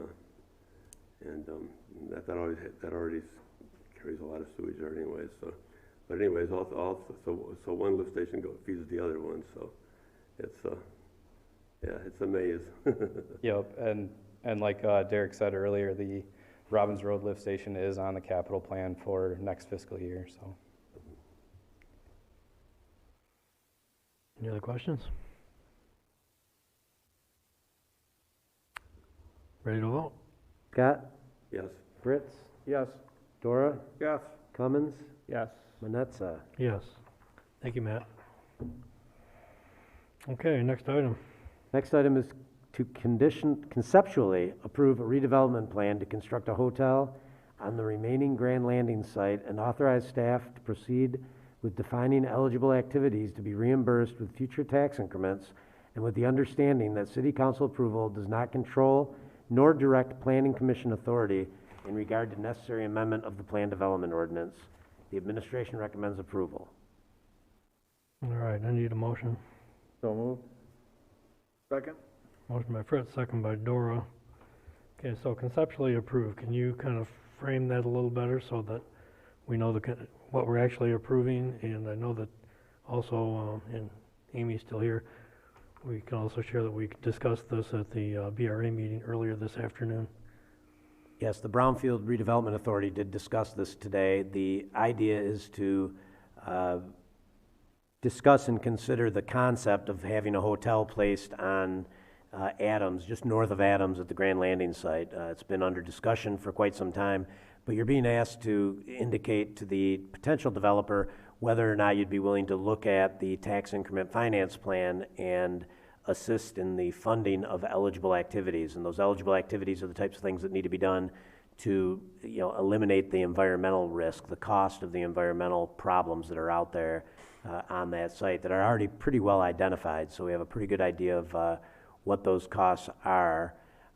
Jessica DeBone is here from PM Environmental tonight, and she represents Elite Hospitality, which is a hotelier that either owns or is in development of a couple dozen hotel properties in the state of Michigan right now. I think they probably own about a dozen and are building about a dozen. I seems like I heard that number today. So they're a very experienced hotel developer, and understandably would like to have some indication before they put the property under contract and spend a lot of money, whether or not the city is willing. And I said, well, yeah, it's part of an existing brownfield plan that has been mostly redeveloped, but this section of the site was deliberately kind of passed over when the economy started getting a little sour about, a little over 10 years ago, I guess. And we pulled back and we used available funding we had at that time to defease bonds we had issued. But we always kind of knew that eventually a project would come along and we would likely be asked to step up to the plate with a brownfield amendment to help fund the site remediation elements that will need to be done there. So I hope that summed it up. You're not being asked to finally approve the plan, just to indicate a level of willingness to consider it, provided it's eligible, and that, and I wanted to be clear because Mayor Manetza has shared with me in the past his reservations about city council taking actions on big redevelopment projects that seem to put pressure on the planning commission. And we don't want to do that. We want the planning commission to do their job and review the amendment to the plan development, because the new developer does want to change things around enough that it's going to be a major amendment to the plan development. And we don't want the planning commission getting any impression that city council okay of a concept doesn't mean it's, pre-approved. That's up to them to make a recommendation on the legislation. And just so we're clear, at this point, we have no plan, nor do we have a rendering, nor do we have any specifics about a hotel other than the interest in building something. And we're being asked to say that we're willing to work with them on the brownfield plan. Exactly. Okay. And this new, if we do have a new capture, Pat, this will not have any effect on the 9-year reimbursement that we're currently looking at right now, correct? Correct. This is good. This would be on new investment, new improvements only. Okay. So everything that we were expecting to come in for the next 9 years still will? Correct. Absent some changes at the tax tribunal or something, it should still generate what you're anticipating. Thank you. So we're looking at basically one quadrant of this parcel, and the other parts aren't part of this, and there's a baseline value on the land, correct? Correct, the base value will be the value that's currently on the land, that you'll continue to collect taxes on, and that will be captured by the original brownfield, and then the new amendment will only capture taxes on the improvements that are placed on the, it's four separate parcels that are currently, I think, under consideration by this developer.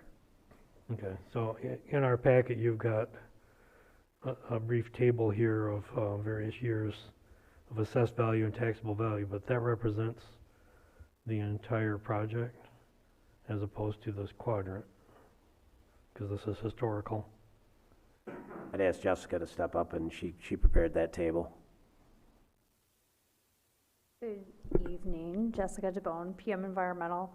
The table that you have in front of you just represents the 4 parcels that are being contemplated for the Brownfield Plan amendment. So it highlights the new taxes that are anticipated to be generated as part of the hotel development, which is estimated to be a $7 to $9 million investment. Okay, yeah, because what's in our packet is something else, which appears to be historical value on assessed values going up to $16 million. So I think that what that represents is,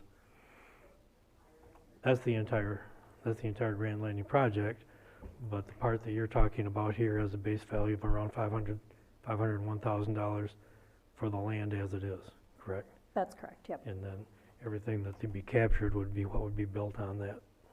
Yes, everything beyond that would be proposed to be captured to help with the challenges of the site, which I can get into a little bit further too if you'd like. That'd be, well, if council desires more detail. I was at the Brownfield meeting earlier today, and I think I have a grasp of this. I just want to make it clear what we were talking about, because Councilman Dorr is concerned that we're capturing value now, which is basically repaying ourselves for payments we made out of our general fund. That would continue. That's not going to be captured and devoted to this. Understood, yep, that's correct. Other questions? Yeah, so because it's an amendment to the existing brownfield, you're only able to, go up, is that 30 years? So you're getting, by the time this is built out, 13 or 14, that'd be like the max. So then to your point that you have some idea of some challenges that you're facing, what kind of items would you potentially be asking for some help with on this, with these, capture?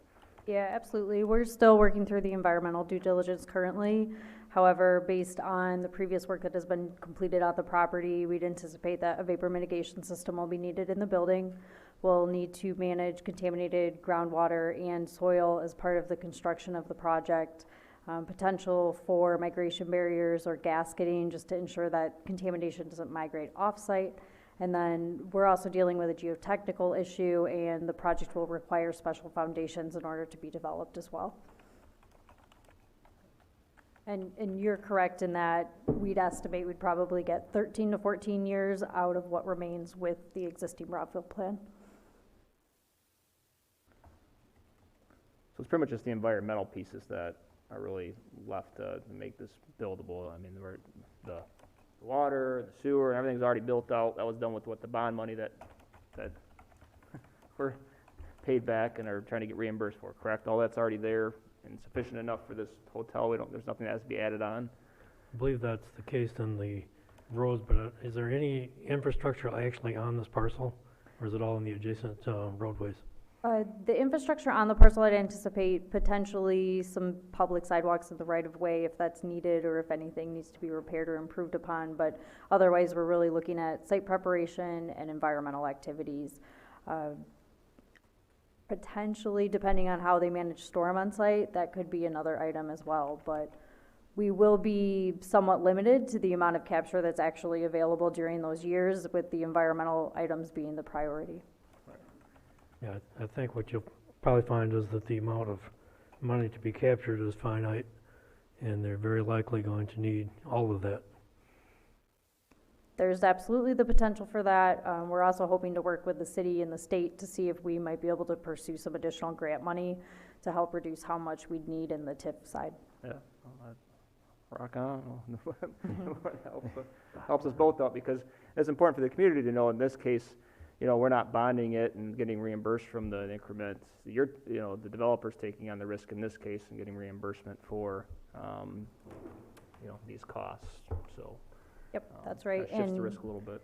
And given the challenges on the site, just looking to kind of have some indication of support in at least proceeding with these discussions and determining what these costs are as it relates to amending the plan. Yeah, so from that standpoint, yeah, and the cost and financing, I'm okay with the conceptual piece of this. And I appreciate Mayor and you, Pat, framing the fact that we're not dictating anything related to a major amendment to the PD, and Right. I'm not even going to ask any questions about the hotel and what it may or may not look like and height, anything like that. So. Questions? No, I was at the BRA meeting today and asked enough, we had enough questions asked there and you also brought them all up already here. And all we're doing is just the eligible activities is the only thing they're going for anyway, so it's not going to be anything above and beyond what we expect from any other ones that we've had. It's just eligible. But it's been a long-term process down there. We've always wanted a hotel of some sort down there. It's always been in the plans for it ever since the conception of it. It's having a hotel down there, so I'm willing to move forward with this, and hopefully it all comes out to where you do actually do. This is good. Thank you. Yeah. Anything else? And yes, Mike is absolutely correct. There's been plans on this site for hospitality, for convention center at one point, for restaurants, for all kinds of things, because it was intended to be a fairly intensive mixed use, and the history of it is differs from that. We're kind of coming back around to putting an element on here that was always intended, so this plays into our long-term playbook. So, okay, if there's no other questions. Pat, do you have anything else? I do not, sir. I think we're ready to vote. Fritz? Yes. Dora? Yes. Cummins? Yes. Scott? Yes. Manetza? Yes. Thank you. Thank you. All right, our next item. Next item is to rescind Resolution 18312 as it relates to local power generation and snowmelt support, and to acknowledge the decommissioning of the Sims plant as authorized by that resolution. Okay, I need a motion. So moved. Second. Motion by Fritz, second by Dora. This obviously leaves intact our authorization to take down Sims since it's long gone. But it relieves the BLP from the conditions that we placed on that authorization in 2018. I think it's pretty much as simple as that. It allows the BLP to move forward from utility considerations only. Comments, questions? I'm glad to see this on the agenda tonight. I asked for it before, so this is a good thing.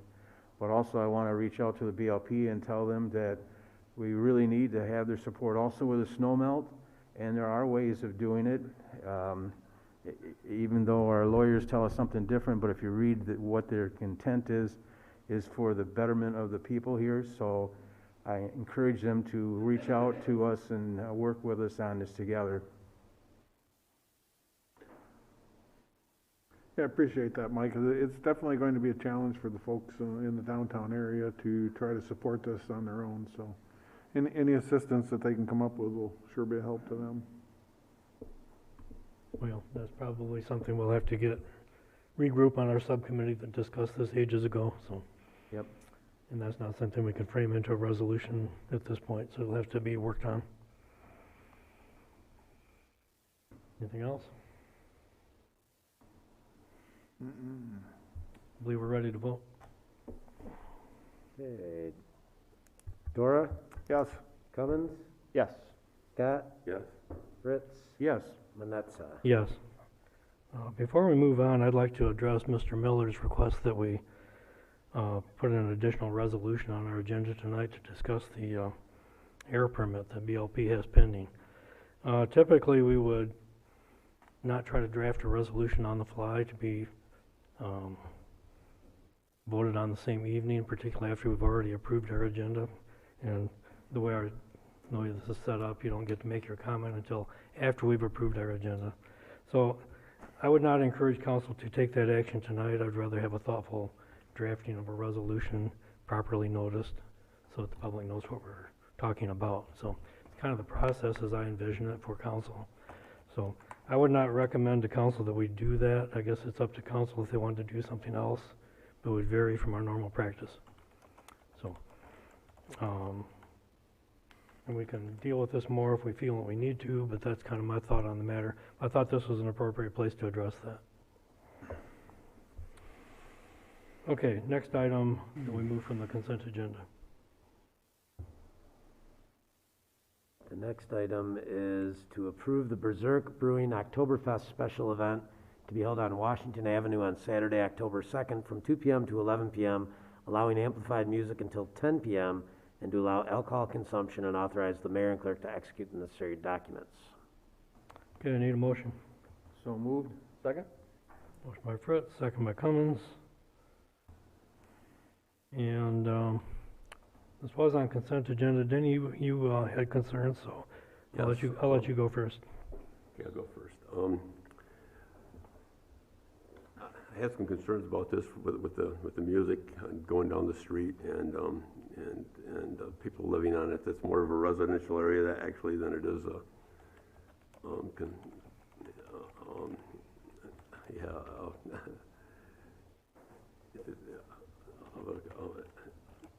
can't even think of it. But anyways, it's more of an industrial. It's more of industrial. I can't even talk right now. But anyways, it's more residential area than it is an area for like it is downtown commercial area. But anyways, and I have concerns about that, about the sound, one thing, and then I also talked to city farmer Kevin, and Kevin really doesn't want the city closed off at all, and so he's completely against this. So and I know it says that some of the businesses in that area are supportive of this. Well, you know, I didn't talk with any other ones except for city farmer Kevin, and he's not. And again, I talked with a couple of residents down there, and they're concerned about the noise and the music. So that's my concerns, and I know we've run across this before when we were talking about on Franklin Street that they were talking about a light show or something down there, and it was more of a residential area, and we thought that didn't work out very good, and so we had them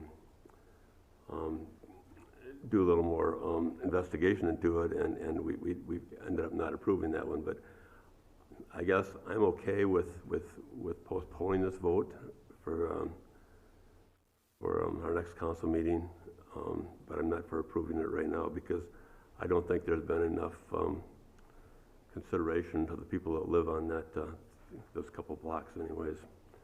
The people that would have to put up with that music. So Denny, if we postpone this, what would you need to see before you'd be ready to vote? Well, I'd like to see reach out to the people that is going to be affected by it. And I talked to a couple residents there, and one was completely against it, and the other one was okay with it. So, but that's that's only two people on that whole block or two that's going to affect. And I just think we need to reach out to those people and find out what their concerns are, if they got concerns, if they really want to see us thing go forward, because this isn't downtown, this is more of a residential neighborhood. So anyways, I just think we need to reach out to those people and find out what their thinking on this is, and if they're willing to accept this activity down there. That's brand new one down there for that location, and like I said, there's a lot more residential people down there, and I'm just and we got one business right now that's not even that will be affected by it, and he's not in favor of it at all. So anyways, that's where I'm at, and I'm okay with postponing it if we can get them to reach out to the neighbors there and see if they can get a consensus and see if they can if they can get, you know, more people interested in this than what I've seen down there, there's not, but like I said, I haven't talked to that many. I've talked to like 3 people, and 2 of them are against it, and 1 was okay with it, so. But, and so I'm just saying that, you know, that, I just think before approving this, we should let the residents of that area be notified about it. And the ones I did talk to, the residential area, they had no idea this was gonna go on, so I just, you know, to approve this right now and to spring this on them, I think is wrong. Pat, do you know if Tyler had reached out to his neighbors or had done any of that communication? You know, I did not get that communication directly. I don't know if Shar heard anything. If you could step up, Shar, and if in fact you did want to postpone, I don't think we'd want to just ask him to talk to him. Maybe you'd want to just have us notify everybody, kind of like a public hearing, and let them know you're going to talk about it next time. But that might not work because he probably needs to do some promotion. I know November 20th is a ways off. You and I had conversations about block parties and how to best implement those with sensitivity to his neighbors, and it almost feels like that. Shar. Shar Say, Community Affairs Manager. Initially, this application came in as a temporary use permit, meaning the applicant wanted to have the event on their property. Through the normal review process, Public Works, Public Safety, someone from the City Manager's Office, and the MSDDA all weigh in on these kinds of applications. And when the Fire Marshal took a look at their original request, it wasn't going to be allowable because of the tent that they wanted in the proximity to the building. So that's when it came into a special event application.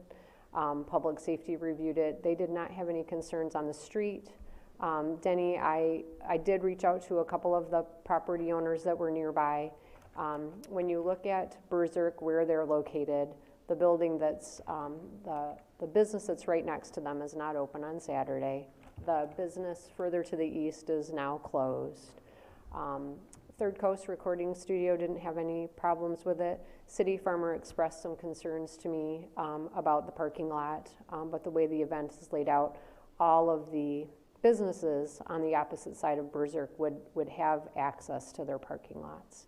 So I do think the applicant was doing the best job that he could. He didn't have access to the residential people, the contact information, but we could, as Pat said, reach out to those individuals and explain what the event looks like and see if there's any formal concerns of those residents. We did discuss that because there is a residential property, you know, that shares a similar driveway, and so we did have those conversations.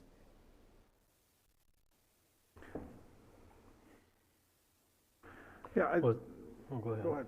I certainly support anything that brings, you know, folks down to the east end to help the businesses out who are down there, because most everything happens in Centertown or downtown. So we did have the Walk the Beat down there, which had, you know, music venues at a lot of different places. It, however, was during the day. It did not go till 10 o'clock at night.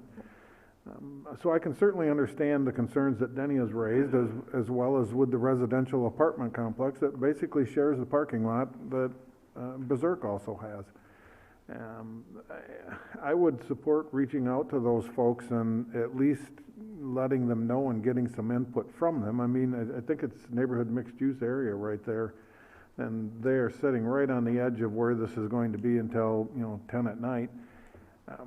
I know that if it popped up in my backyard and I really wasn't aware of it, I probably wouldn't be too appreciative. So I can understand certainly wanting to contact folks and you know, getting some feelings from them as to how they think this will go. So I think that's a good idea. I think we should probably reach out and make some contact with them, and if they approve, I see no issues with moving ahead.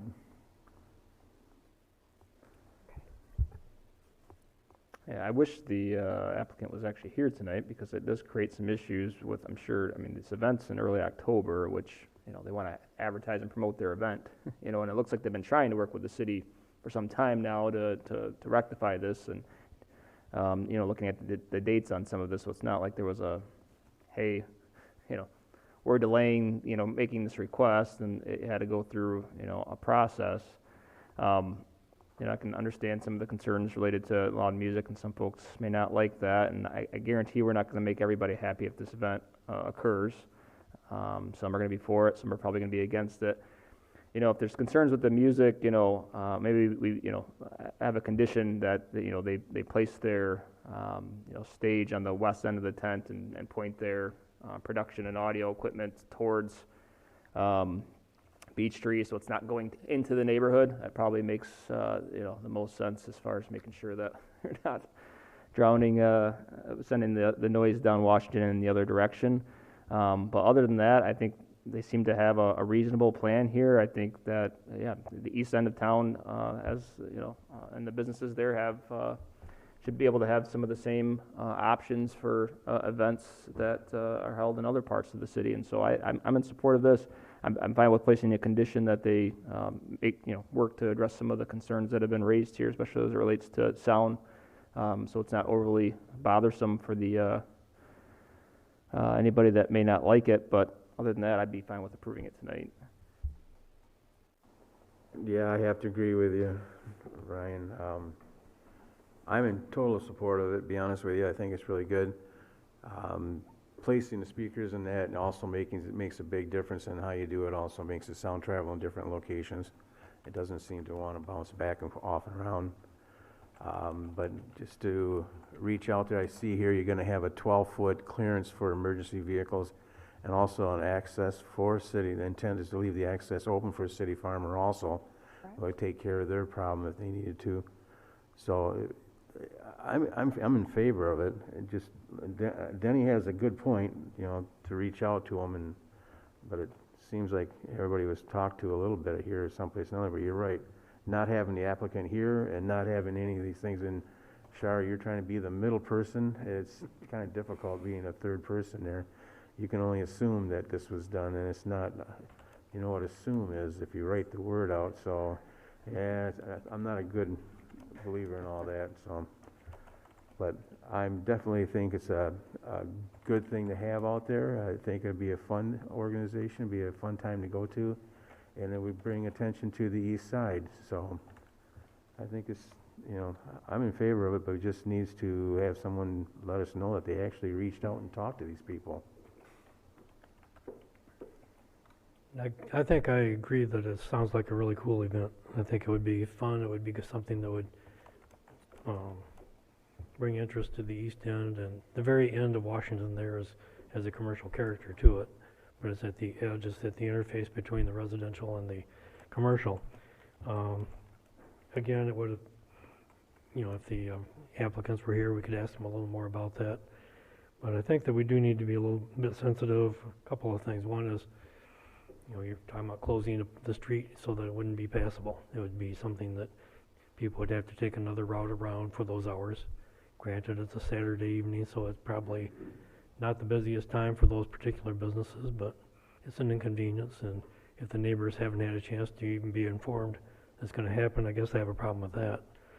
Was there any consideration of relocating it to over by the sewer plant next to East End Park, or would that be logistically too difficult?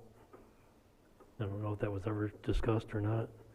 I don't know that it would be logistically possible. I think it's something that we could certainly investigate. I don't know that we have the necessary utilities out there that we could tap into for power and that sort of thing. Yeah. It's not a space we typically... Well, we used to use it for picnics. We had our bayou picnics there. That's true, right. So it's been used for that, and it's not in the street. It's not next to houses. So, I mean, logistically, that may be too difficult for Berserk to manage, because clearly they wanted to operate this directly out of their business. The other thing that I might question would be the hours, whether you want amplified music until 10 p.m. Maybe we could tweak the hours and make it a little bit more palatable. But I guess that with all these questions that have come up and with the outreach to neighbors, I tend to fall with the group that would say we could postpone this and try to clear up some of these issues. But time is of the essence here. You have one more meeting before they're hoping to do this. And if they're going to try to promote it or make it happen, then they don't have much time left for that. So if we postpone it, we have to have an answer for them at our next meeting. And hopefully we can get a clear enough picture what's going on, that they can move forward or not. I see that, Or we can amend the motion to move forward with it if we want to, with these conditions set with it, that he reaches out to the local people and well, sets music in the correct order, and well, still that, then we can actually have a report back by us. We say yes to it, and if we want to, we can always rescind it at the next meeting. well, then he might find himself putting a lot of effort into something we might say no to. To me, that I guess that I would rather wait with the approval and clear up these things. So with that, I'd like to make a motion that we postpone till our next meeting.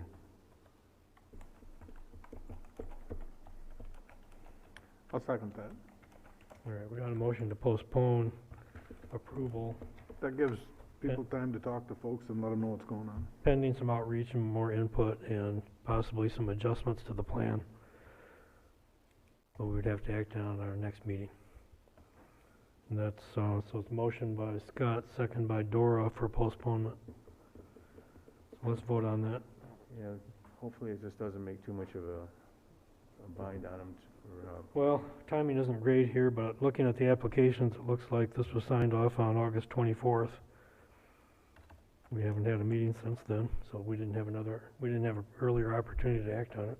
I'm still unclear, like, what's gonna be, like, okay, it's postponed for a couple weeks and more people, you inform more people, which you could do either way.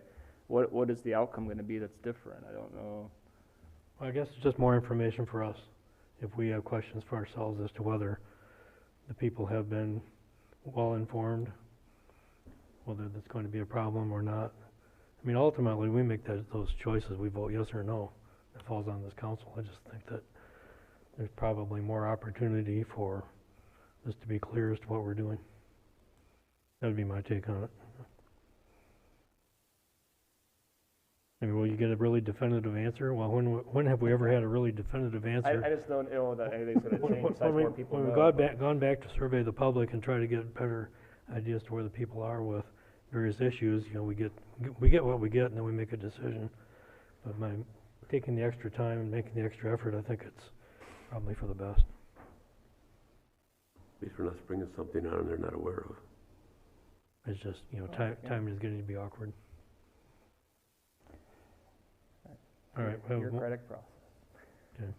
Have a motion to post, yes, Pat? I just want to clarify, if I could, the issue would then likely fall on your next agenda under unfinished business. And the best way, I think, for us to give the neighbors the opportunity to be heard is to let them come and comment during call to the audience, or they can send emails in. I don't want Char to be in the position of reaching out to each resident and saying, what do you think? And then I don't want to do a survey and have staff running up and down the street asking people yes or no. I think it's better to let them show up and speak directly to you or send an email, rather than try to give Char, make her some sort of intermediary here, or have Tyler do it. You know, I just think postponing it, it's on the next agenda. Very easy for us to send a communication out to everybody within 300 feet. Hey, this is going to be on the agenda about a street closure, and then it's up to them to show up or not. And I also wanted to commend Char and Public Safety and anybody else that was involved in reviewing this. Public Works probably, you know, the 24th is when it got dropped off, and that was a week ago last Tuesday. And we're rushing to get these things ready for the agenda last Tuesday, so they had about a week to wrap their head around it, understand what was being asked, move things around. You know, so I think we did act responsibly. Very good customer service by you too, by, you know, taking it up, being willing to act on it, and it sounds relatively positive. So I think Tyler could probably move forward with his promotion of it, knowing that he may not get approved. He's got to take a risk, because the 20th is just going to be, you know, about 2 weeks before his event. Right, and I wasn't meaning to criticize staff in any way. I got it. I think that we handled this expeditiously, brought it here. We're discussing it now. It's just that the timeline all around is tight here.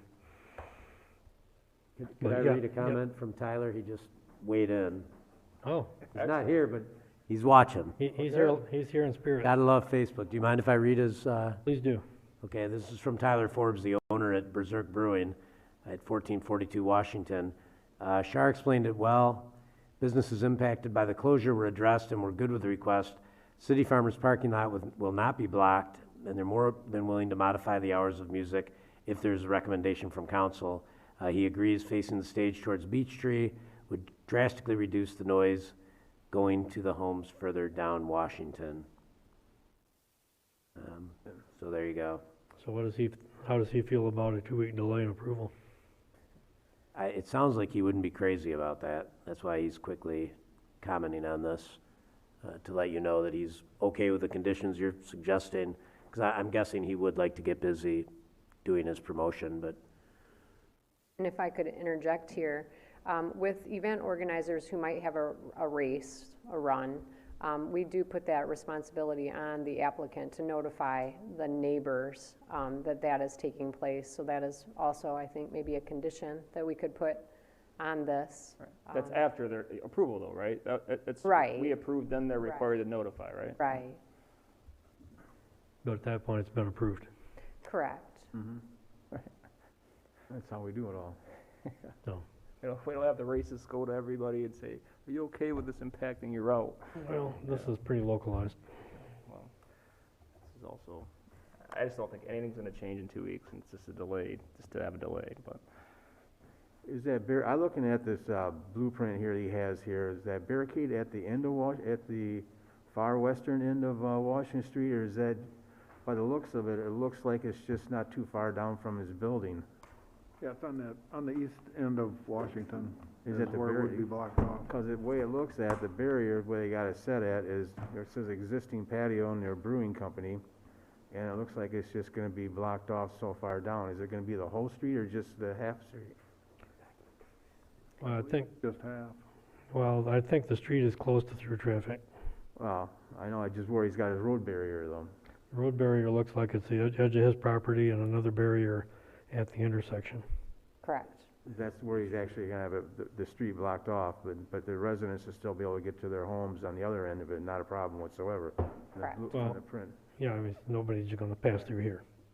Yeah, it says, Mike, the tent will be shifted to the south edge of the street and will be 30 feet across the road to ensure leaving 12 foot for fire truck clearance. Yes. It's gonna be between 60 and 90 feet in length. I see you've got a note in the middle of Beech Tree Street says left turn prohibited, so nobody's gonna be allowed to turn Right. off from Beech Street onto Washington. Yep. So there's no That's through correct. traffic either direction in that 12-foot fire truck clearance. That truly is a closed street.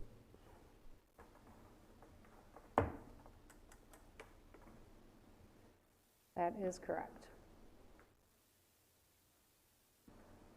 Like I said, it's only just a short distance. Well, and I agree that that's exactly where this is a commercial area. Residential starts pretty much at the edge of Tyler's property.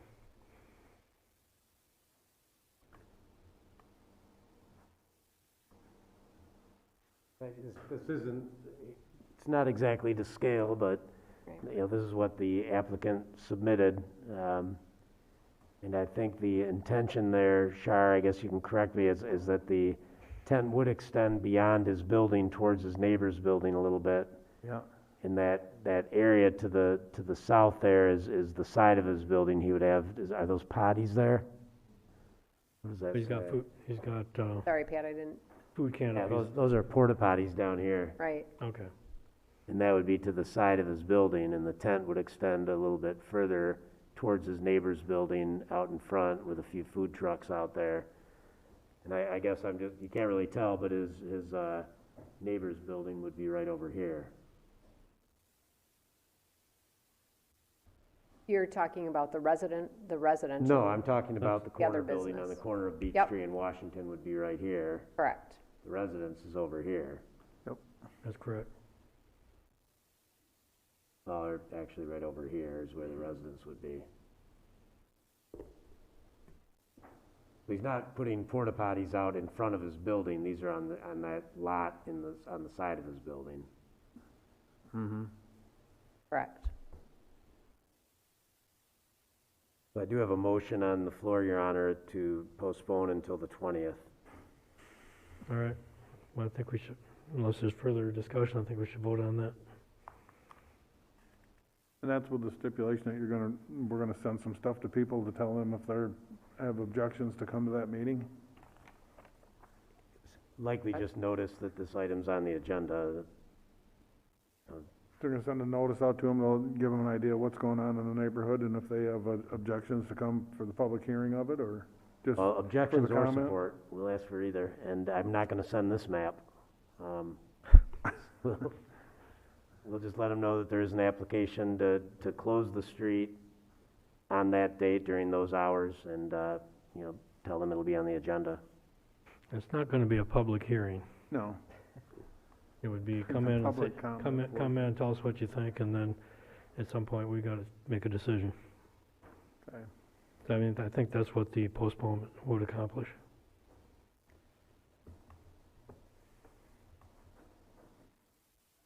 Okay, you wanna call roll? This is on the motion to postpone until September 20th. Yes. Scott? Yes. Fritz? No. Dora? Yes. Cummins? No. Manetza? Yes. All right. We will, take this up again at our next meeting. A little bit of groundwork to do first. Okay. Now we have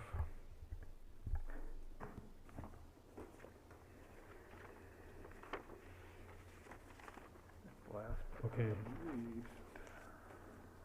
That was our last item of new business, correct? Correct. I got so many scratch notes on my agenda now. Wasn't sure. Sorry. All right, we're ready for unfinished business. Yes, under unfinished business is a motion to approve final resolution to accept a 3-year lease agreement extending through December 31st, 2024 with Avon Marsh for office space located at 11 North 6th Street, and authorize the mayor and clerk to execute the necessary documents. The administration recommends approval. Okay, need a motion? Support. Motion by Scott, second by Fritz. And this is a second reading of a lease, correct? Correct. Anything different this time around? No, sir. Were there any outstanding questions with council? There's no comments, questions, then I would be ready to vote. Fritz? Yes. Dora? Yes. Cummins? Yes. Scott? Yes. Manetza? Yes. Okay. That brings us to report by city council. Who would like to go first?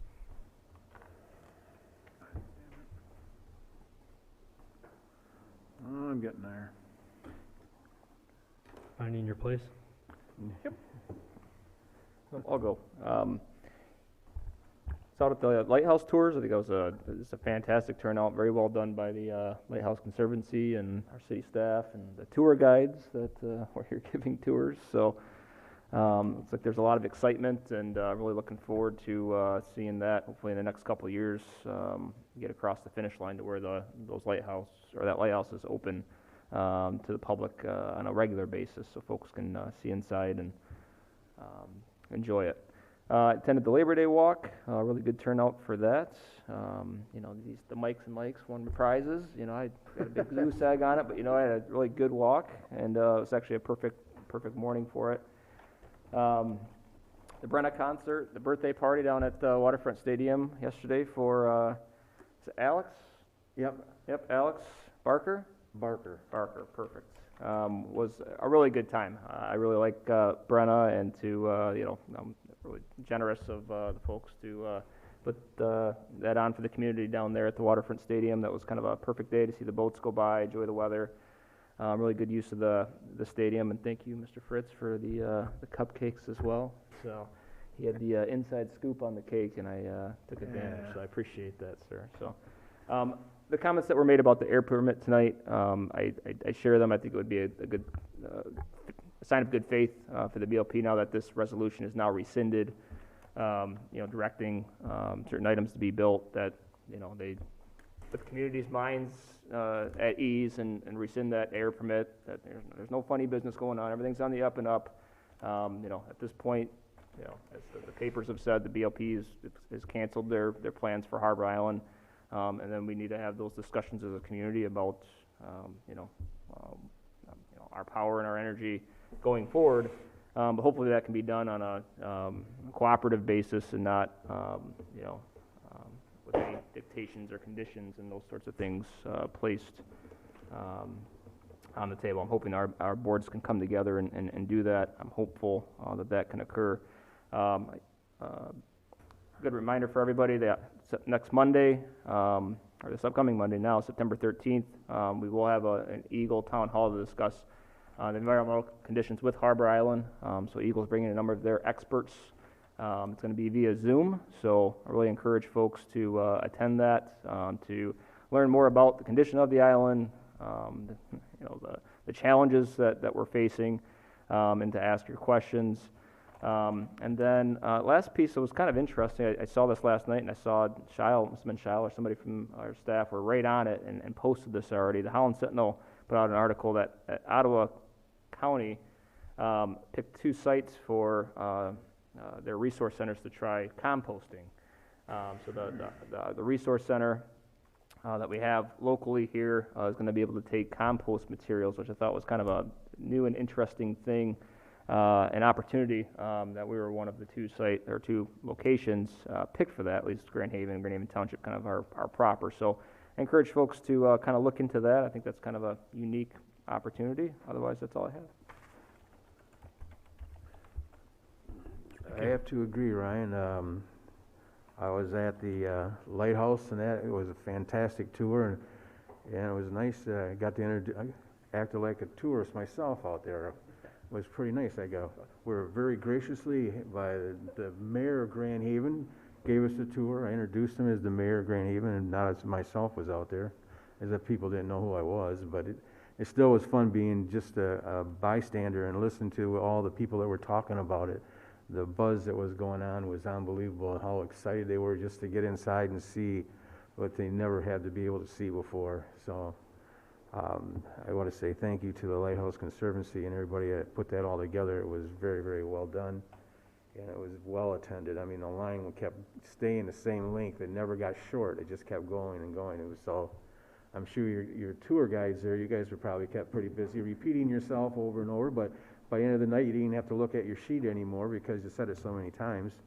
But that was very, very good. And also we did participate in the Labor Day Bridge Walk, which I remember when Mayor Bergman started that, it was kind of a neat thing to do, and I've been participating in it ever since then. So it's a good event. It gets people out, get your walk in. I know I put in that day, I think I put in, I don't know how many steps. It was unbelievable, because not only did I take the Labor Day walk, but I also went down there and spent the whole afternoon down at the waterfront, and I actually did dance. Of course, I mean, I like to jump. When he tells you to jump, and all these kids are standing there, and I'm going, hey, don't let this old man show you guys up. Come on, you can jump higher than me. And so I finally got them to start jumping and having a good time. So that was very nice and very gracious, and she didn't want any presents, but they did have presents up there, was that you can make a donation to the Harbor Humane Society, and both of their containers was just stuffed, and they had envelopes that they had there, so I don't know what they raised, but I'm sure the people there was very generous and helped them out in that respect. And the band Brenna, they had their merchandise there, and a percentage of that was going to go to Harbor Humane Society also, so it was a good fundraiser, and it was good. I'm glad to see anywhere from 200 to 300 people out there, I think it was. It was just fantastic. People out there just enjoying the day and dancing and having a good time. And I don't know, Cabby hit his home run since last time we were here when he went to the 500. I was going to bring a picture, and I got a picture of him and my family, and that's sitting on the field with him back in about 5-6 years ago. I won a prize to go down there, so I told my daughter to post that on her Facebook page. I said, it's kind of a milestone for a ball player, plus it's nice to be able to reach out and touch somebody like that. So Tigers, well, Tigers are Tigers. So that's all I got to say. Thanks, Mike. Find your place? Yeah, go ahead, Denny. No, I don't have anything, go ahead. Yeah, I did. Yeah, attended the Duncan Park, the Board of Light and Power, Airport Board, Human Relations Commission, Parks and Rec Board meetings. Also attended the Lighthouse Conservancy tours as a tour guide. Started out to go and ended up as a tour guide, but that's okay. You know, Lighthouse Conservancy did a great job in putting that on and getting people through there. We had lots of volunteers. I know Mr. Miller was there helping to, you know, push people through as well, and they did a great job, so I appreciate the help. Also did the Thursday Street Bridge Walk with the mayor and Ryan, and so were there, and Mike and his wife. Great turnout, lots of people. There was lots of prizes at the end. A little bit farther walk than I really anticipated it was going to be, but all the way out to the lighthouse and all the way back to the depot, a little further than what I thought, but we all survived. Yeah. Let's see. Yeah, the Barker family, I'd like to thank them for putting that on and giving the Harbor Humane Society a chance to collect some donations as well. And like Mike said, their donation jars were full to the top, so I think that worked out good for them too. Lastly, I'd like to take a minute and, you know, just talk about something that occurred to me, that happened to me on Sunday. I'd like to thank Pat, Chief Hawk, and Josh Bytwick with Love in Action in helping me assist and find lodging for a homeless man and his pregnant wife who showed up in my yard Sunday afternoon with basically no place to stay and inquiring if they could sleep in my backyard for the evening. After about 6 hours on the telephone of trying to find a place for them to stay, I came to the realization of the trouble they were actually having because every place was closed. You could call, you could get an answering machine, but you couldn't get any help. So they basically had no place to go. It's a little emotional for me, but other than my backyard, apparently. I talked to Pat. He got some help for us. He gave me some contacts. I got a hold of Josh Bytwick, and DPS came over, and we were able to find him a room for the last couple of days. So I think we can do more. We need to do better as a community to help people in situations like this. I understand it's a holiday, and it was, you know, everybody wanted to be home with their families, but some folks don't have a family to be with, and they needed help. So I just think we need to do better to get out and help folks in that situation. And anything that we can do to make that better for them, I think would be a great improvement over what we have. So I just want to thank them guys for helping out. And that's all I have. Okay, thank you, Mike. Yeah, to your point, I recall one of the times when I was doing a ride along with the public safety officers when we picked up a lady who was homeless, had nowhere to go, and we called around trying to find a place to give her lodging for the night, and we were unable to do much for her, and we couldn't get her back to her family, and I realized then how we don't have a lot of resources for this, especially for something that's just spur of the moment, fill in the gap that we need. And I know that, well, let's see, what's the place on South Dispelder? Is that Hope House? Hope's House? Yeah. House. Yeah, that was, you know, that was established to provide temporary housing for people who are homeless or who need a place to go or who are in situations of domestic abuse or whatever. But that's a little different resource, and just finding a place for somebody for the night is hard to do in this town. We don't. What I learned that night and what you learned Sunday night was that that's hard.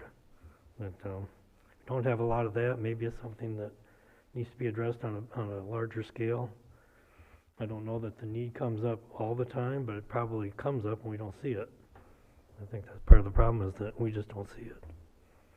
Yeah, it was quite frustrating for them to reach out to so many different places and get an answering machine and leave a message, and hoping someone would call them back, and not be able to receive it, anything. Not even an emergency number that you could call. Well, Like I said, I personally spent the better part of almost 6 hours on the phone and driving around town to some of these places and had absolutely no luck in getting through to anyone, so I could understand their frustration and why they were reaching out. Fortunately, you were successful, and you found the right help, and that's great. But it's bound to happen again, probably has happened. We haven't known about it. It's just one of those pieces that maybe just doesn't come up often enough for us, and so it deserves thought. I don't have the answer either, but thank you for what you did. I would like to acknowledge too all the things that have been mentioned here, the Eagle Town Hall meeting coming up. I didn't know about the Ottawa County composting, that's interesting. Lighthouse tours were a lot of fun. Thank you, Jeff, for counting people out and keeping us full of people so we could keep them going through. And it all worked out well. We just got to be like a machine after a while, just crank them through. 281. I still remember my number, Jeff. And then you helped, and Bill Van Lopik was there helping with donations, and Joy was there guarding the Lantern House, and there was a couple other people who were helping with tours, and so it worked out really well. We got people through quickly, and everybody seemed very happy with what we showed them, what we had to say about it, and people were pretty thrilled for the opportunity. Hopefully we won't have to wait so many years again for another opportunity like that. Bridge walk was fun. I enjoyed the walk. Didn't seem that far to me, but then I do a lot of walking. I did want to mention one thing, and it kind of fits a little bit in with Mike's story.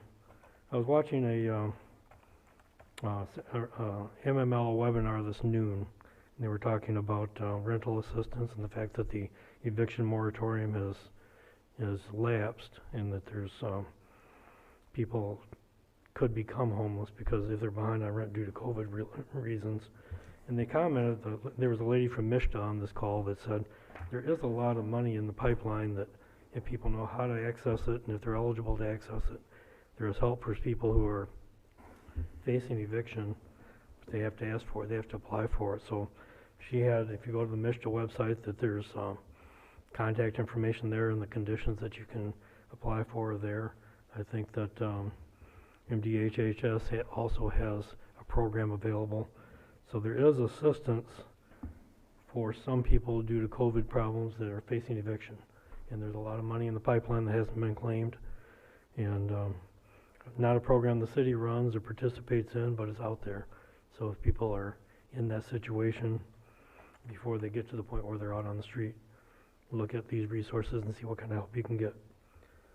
And I think that is about all I've got this evening. So at this point, I have one more thing that I forgot.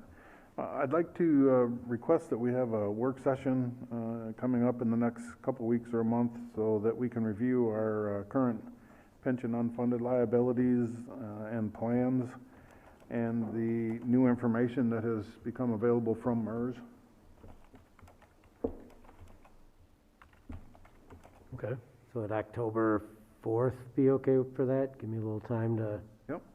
We got the report, I think, last month. So yeah, we can pull that together and get some good material together for you guys to digest at the October 4th meeting.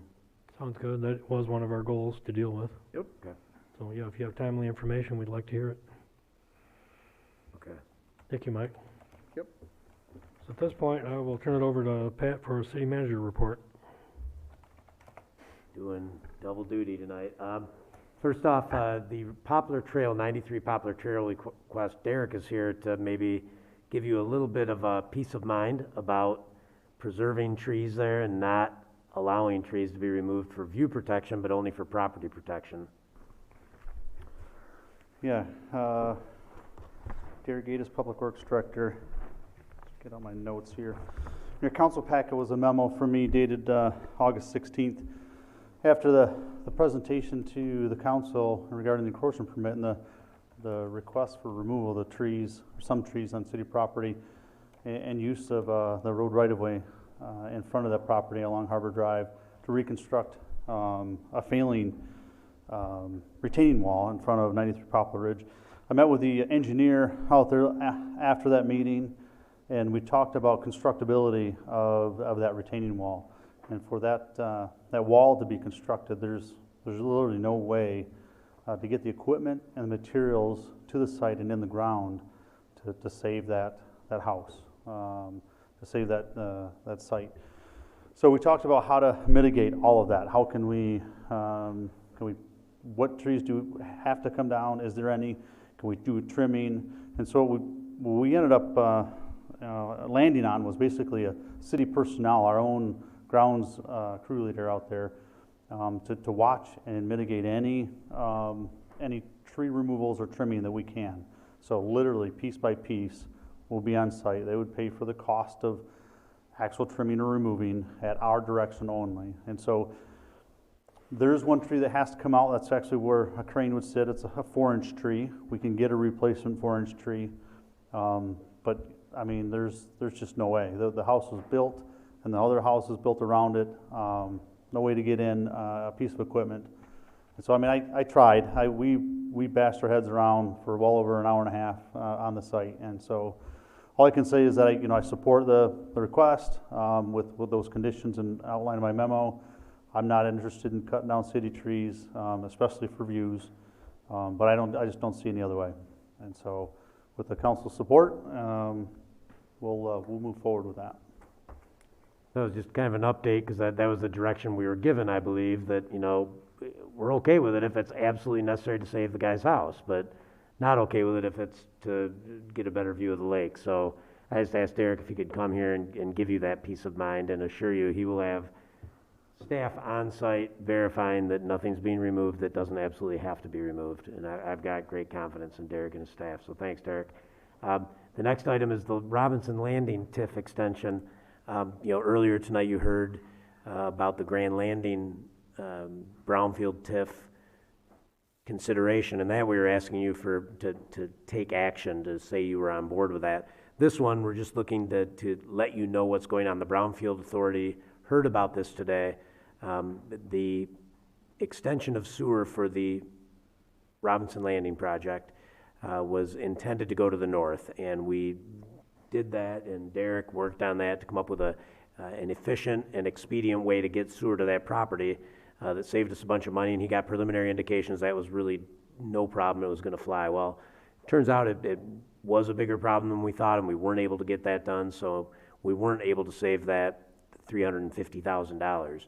So we're having to go back to the drawing board. We brought in a whole bunch of fill, needed to go south to connect to the sewer, which we've done, and now the developer, we've encouraged them to develop a brownfield plan amendment, which is going to add 3 years to the capture.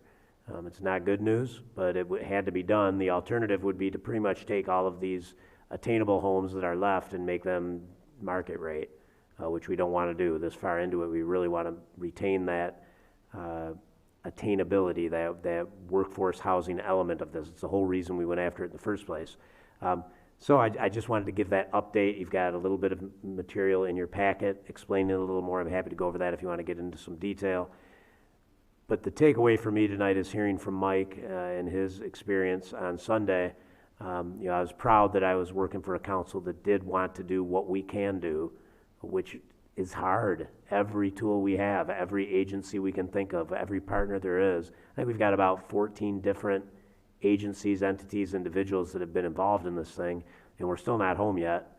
And we're going to create 16 attainable homes, which are going to cost people $150,000 to $160,000 for a home that's valued over $200,000. So this isn't for the homeless person, but this is filling a need. So I'm happy we're able to do that. I was happy that Mike stepped up on Sunday and found a way to help these people that needed help.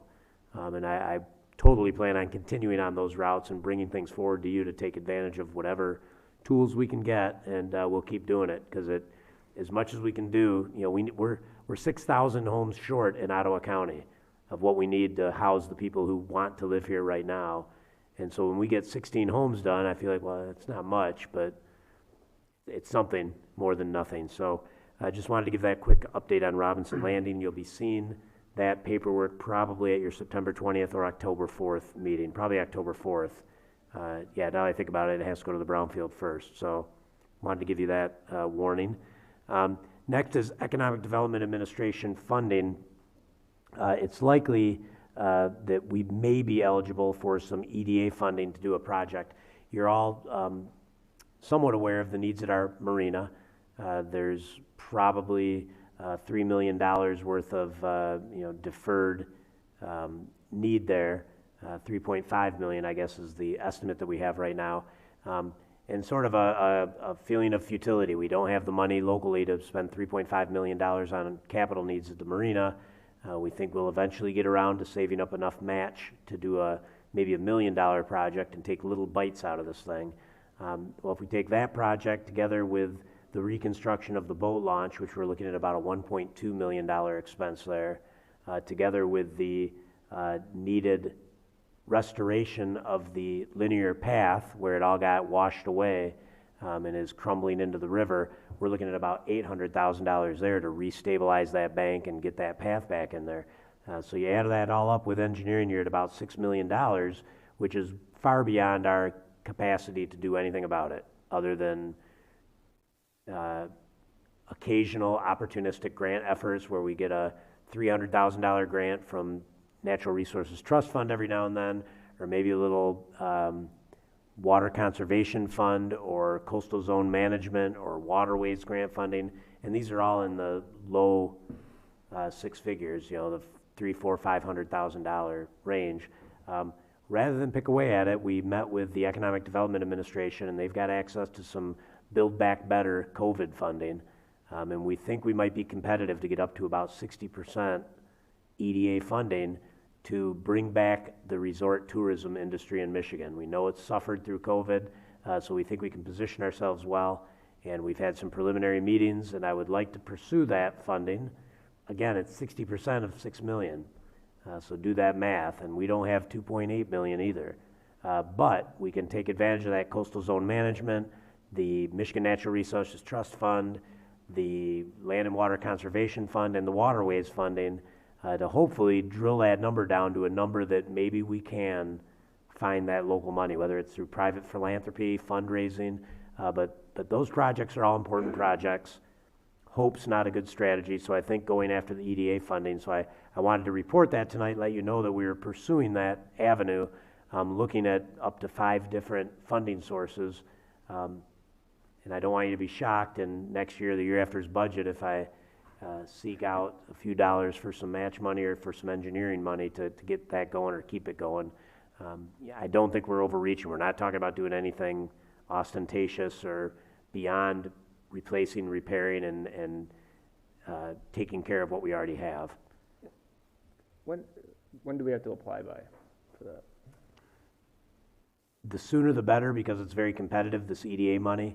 So I would anticipate getting something put in, late this fall, early this winter. All right. But it would need to come to you for positive action. We're not going to be able to, because we're going to have to commit to that match, and that might mean bonding for it. Right. And that's why, I guess what the point I'm getting at is that if we have some time, a little bit of time, I'd rather have a work session to more fully discuss this and flesh this out, because there is so much match dollars on the back end that we're potentially facing. And I want to make sure that we fully discuss what all of these projects and needs are, because I don't know what $3.5 million for marina reconstruction means. I don't know what all the needs are. I don't know what the whole list is. I know there were some plans for expansion there, and I'm not saying that we don't have $3.5 million in needs there. I have a little concern with the linear park restoration, just because we have a long way to go with Harbor Island. We have no idea. We're still dealing with the environmental pieces. I mean, do we really want to spend a lot of money restoring the parkland out there when maybe it's going to be a bigger parkland? Maybe there's a different design, or there's just a lot of unknowns with that, and it seems like a lot of money to be putting towards that piece. I want to have some more discussion on that. The boat launch, I assume you mean 1.2 million reconstruct. That's to raise it, because I remember that was like the raise.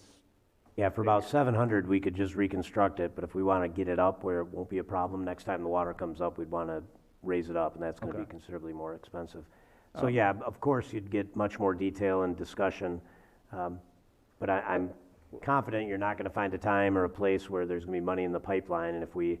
No, I hear you. Yeah. But I want to make sure whatever we're applying for is the absolute right priorities, because it seems to me like our boardwalk those pathways seem to be getting a little worn too. I mean, so, are some of that maybe should be on the list, maybe over some other things. There's some discussion to be had.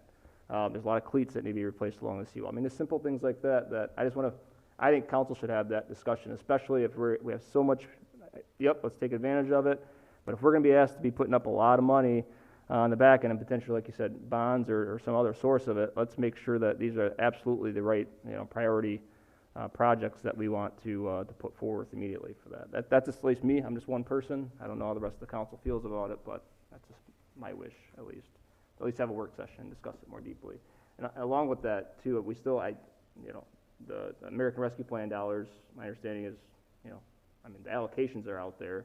I don't know if the city's applied for them yet. I assume we have. We still haven't had a discussion about what are the plans for those dollars either. And I've asked for that before, that I think we should have a work session to have those discussions on how we want to spend those dollars or hold on to those dollars because we have some time as well. I think that's another piece of this as well. So if anybody else agrees or maybe I'm just stuck here or something. But. No, that's fine. That's well put. The money you're talking about in this item, is this exclusively for travel, tourism, and outdoor recreation sectors? Yes. Okay, so there's no opportunity to fulfill other infrastructure needs like the lift station we need for Harbor and or for Fifth and Adams, things like that? No, this is, opportunity for the recreation sector, to look at recreational needs. And these are all needs that have been identified and looked at and talked about and pushed to the side because, well, we can't possibly pay for that, so we'll get to that later. Well, I think later might be now. And we can have work sessions all day long, and I'm happy to do that and bring all the information in.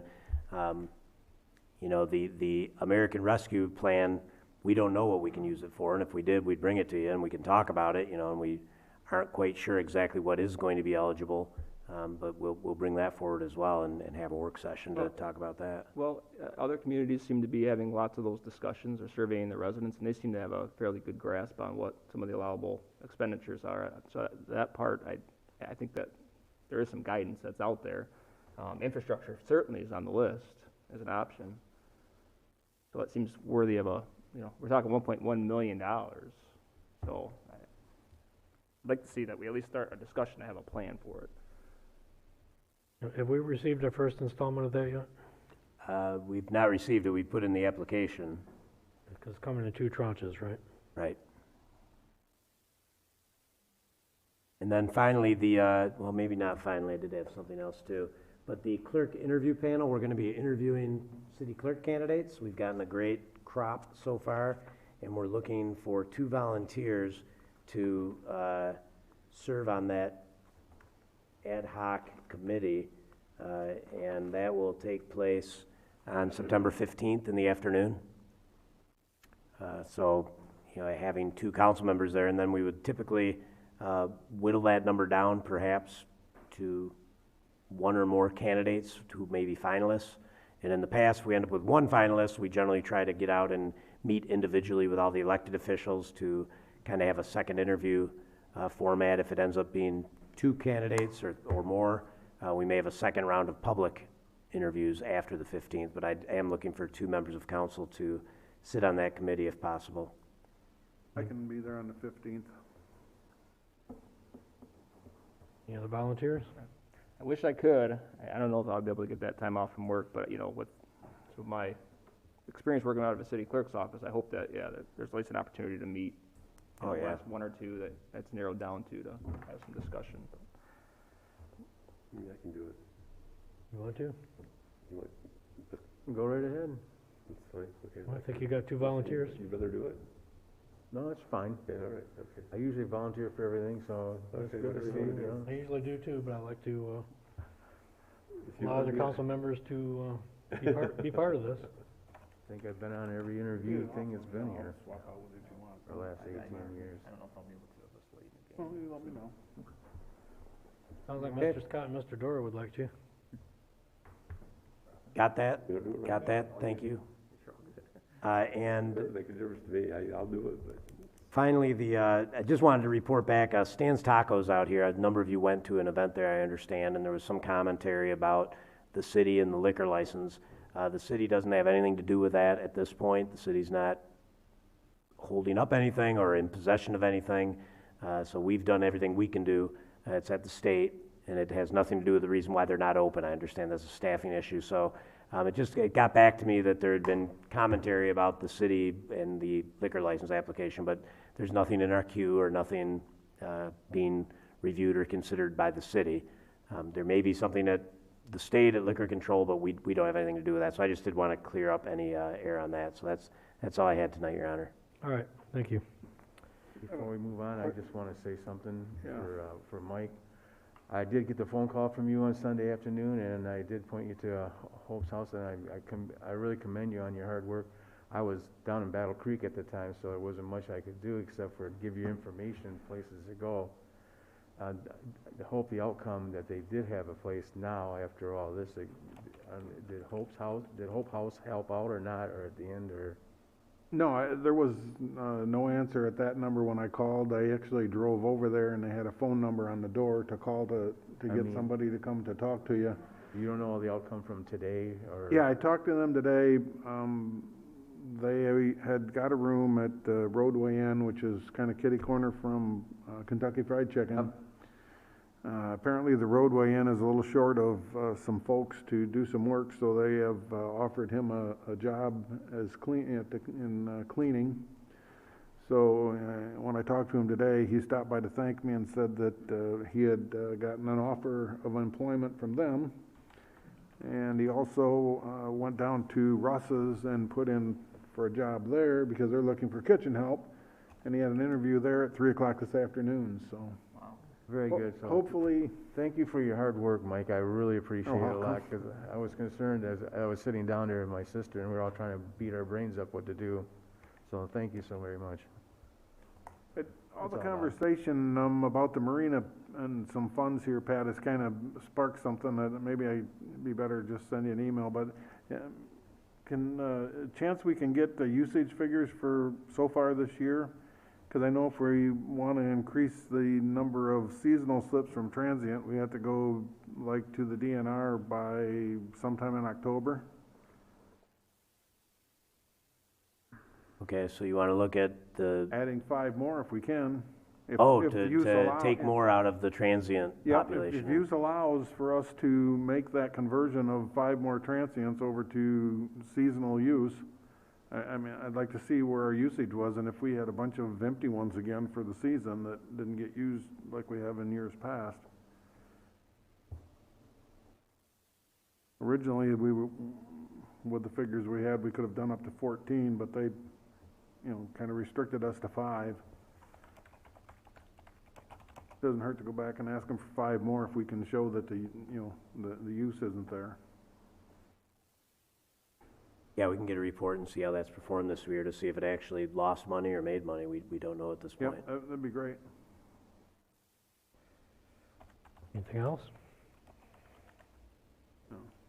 All right, that brings us to our second call to the audience. This time, members of the audience may address council on any item, whether on the agenda or not. Those addressing council are asked to provide their name and address. Be limited to 3 minutes of speaking time.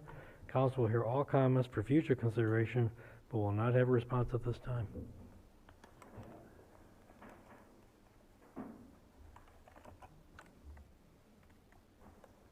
Good evening, Mayor Manetza and members of the council. My nose may be a little plugged up. I've been wearing this thing all evening, and it does have its effect, as you all know.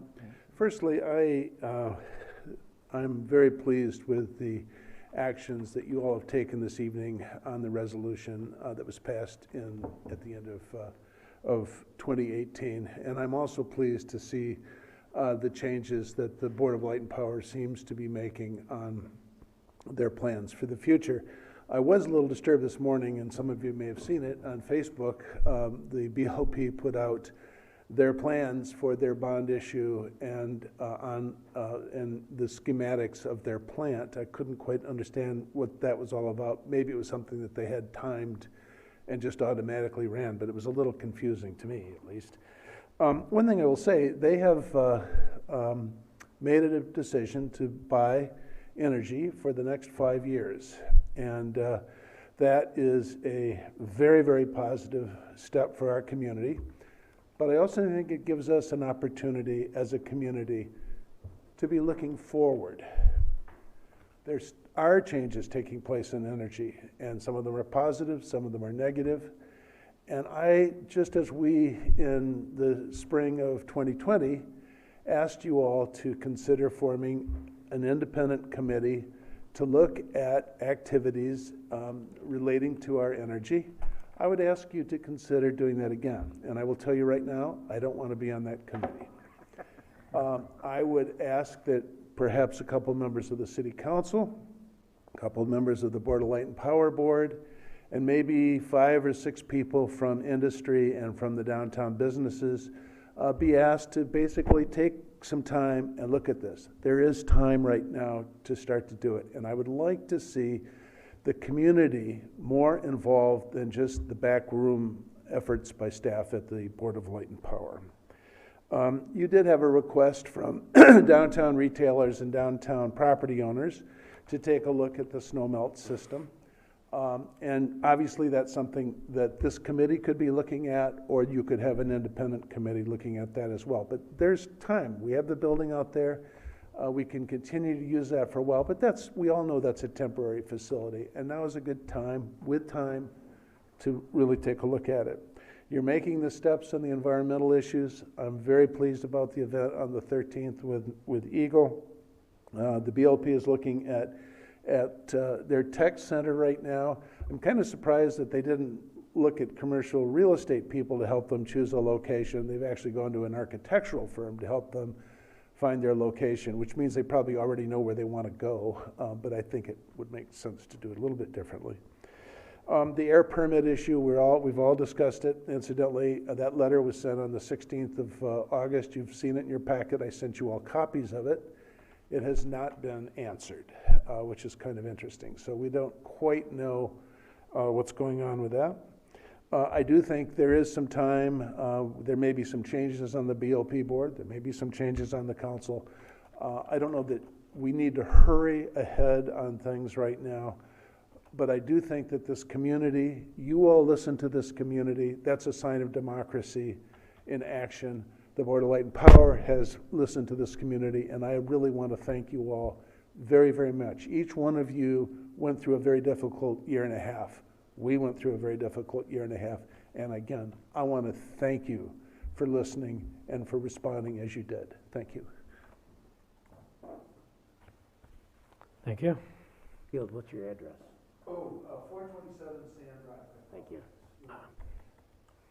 Thanks, Field. Anyone else? Jim Hagan, 400 Lake. I'd just like to thank Councilman Scott for bringing up the issue of input from the community. Being a resident of Lake and also Grand Avenues, sometimes when they're closed, it is a real inconvenience to people, and especially loud music can be a real big inconvenience. I'd like to see some kind of standard procedure, actually, of sending out queries or, having something where the residents can have input on these items. So thanks very much, and I hope you guys develop something in the future so these can be addressed routinely and you can get input. Thanks, Jim.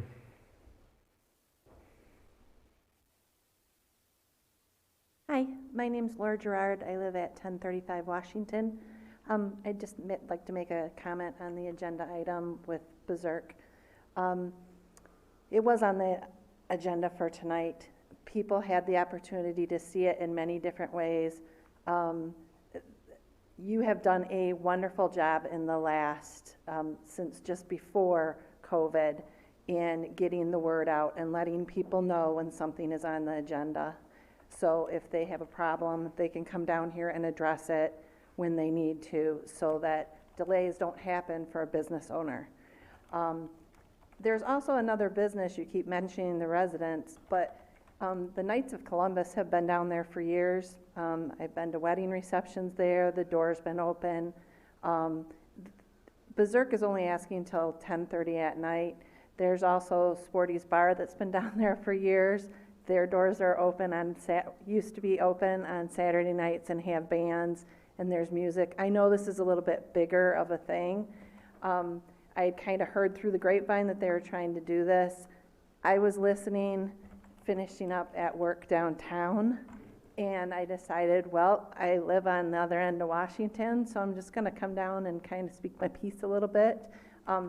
I respect the fact that there are residents in that area, but you know, how much do you push out to try and get stuff back? If it's very important to them, they'll do what I did, and they'll come down and they'll speak their piece. It seems like things get pushed out. That business owner has deposits on bands, on tents, on everything else that in the restaurant business you have to get all your ducks in a row. And I just hope that you would be cognizant of that. I understand you want to be respectful to his neighbors who had maybe a few questions or issues, but maybe just kind of reaching out to Tyler and asking him before this meeting would have solved it and gotten the ball rolling. So thank you very much. And you guys do a great job. Sometimes it's a little thankless, but I appreciate what you do. So have a good evening. Thanks, Laura.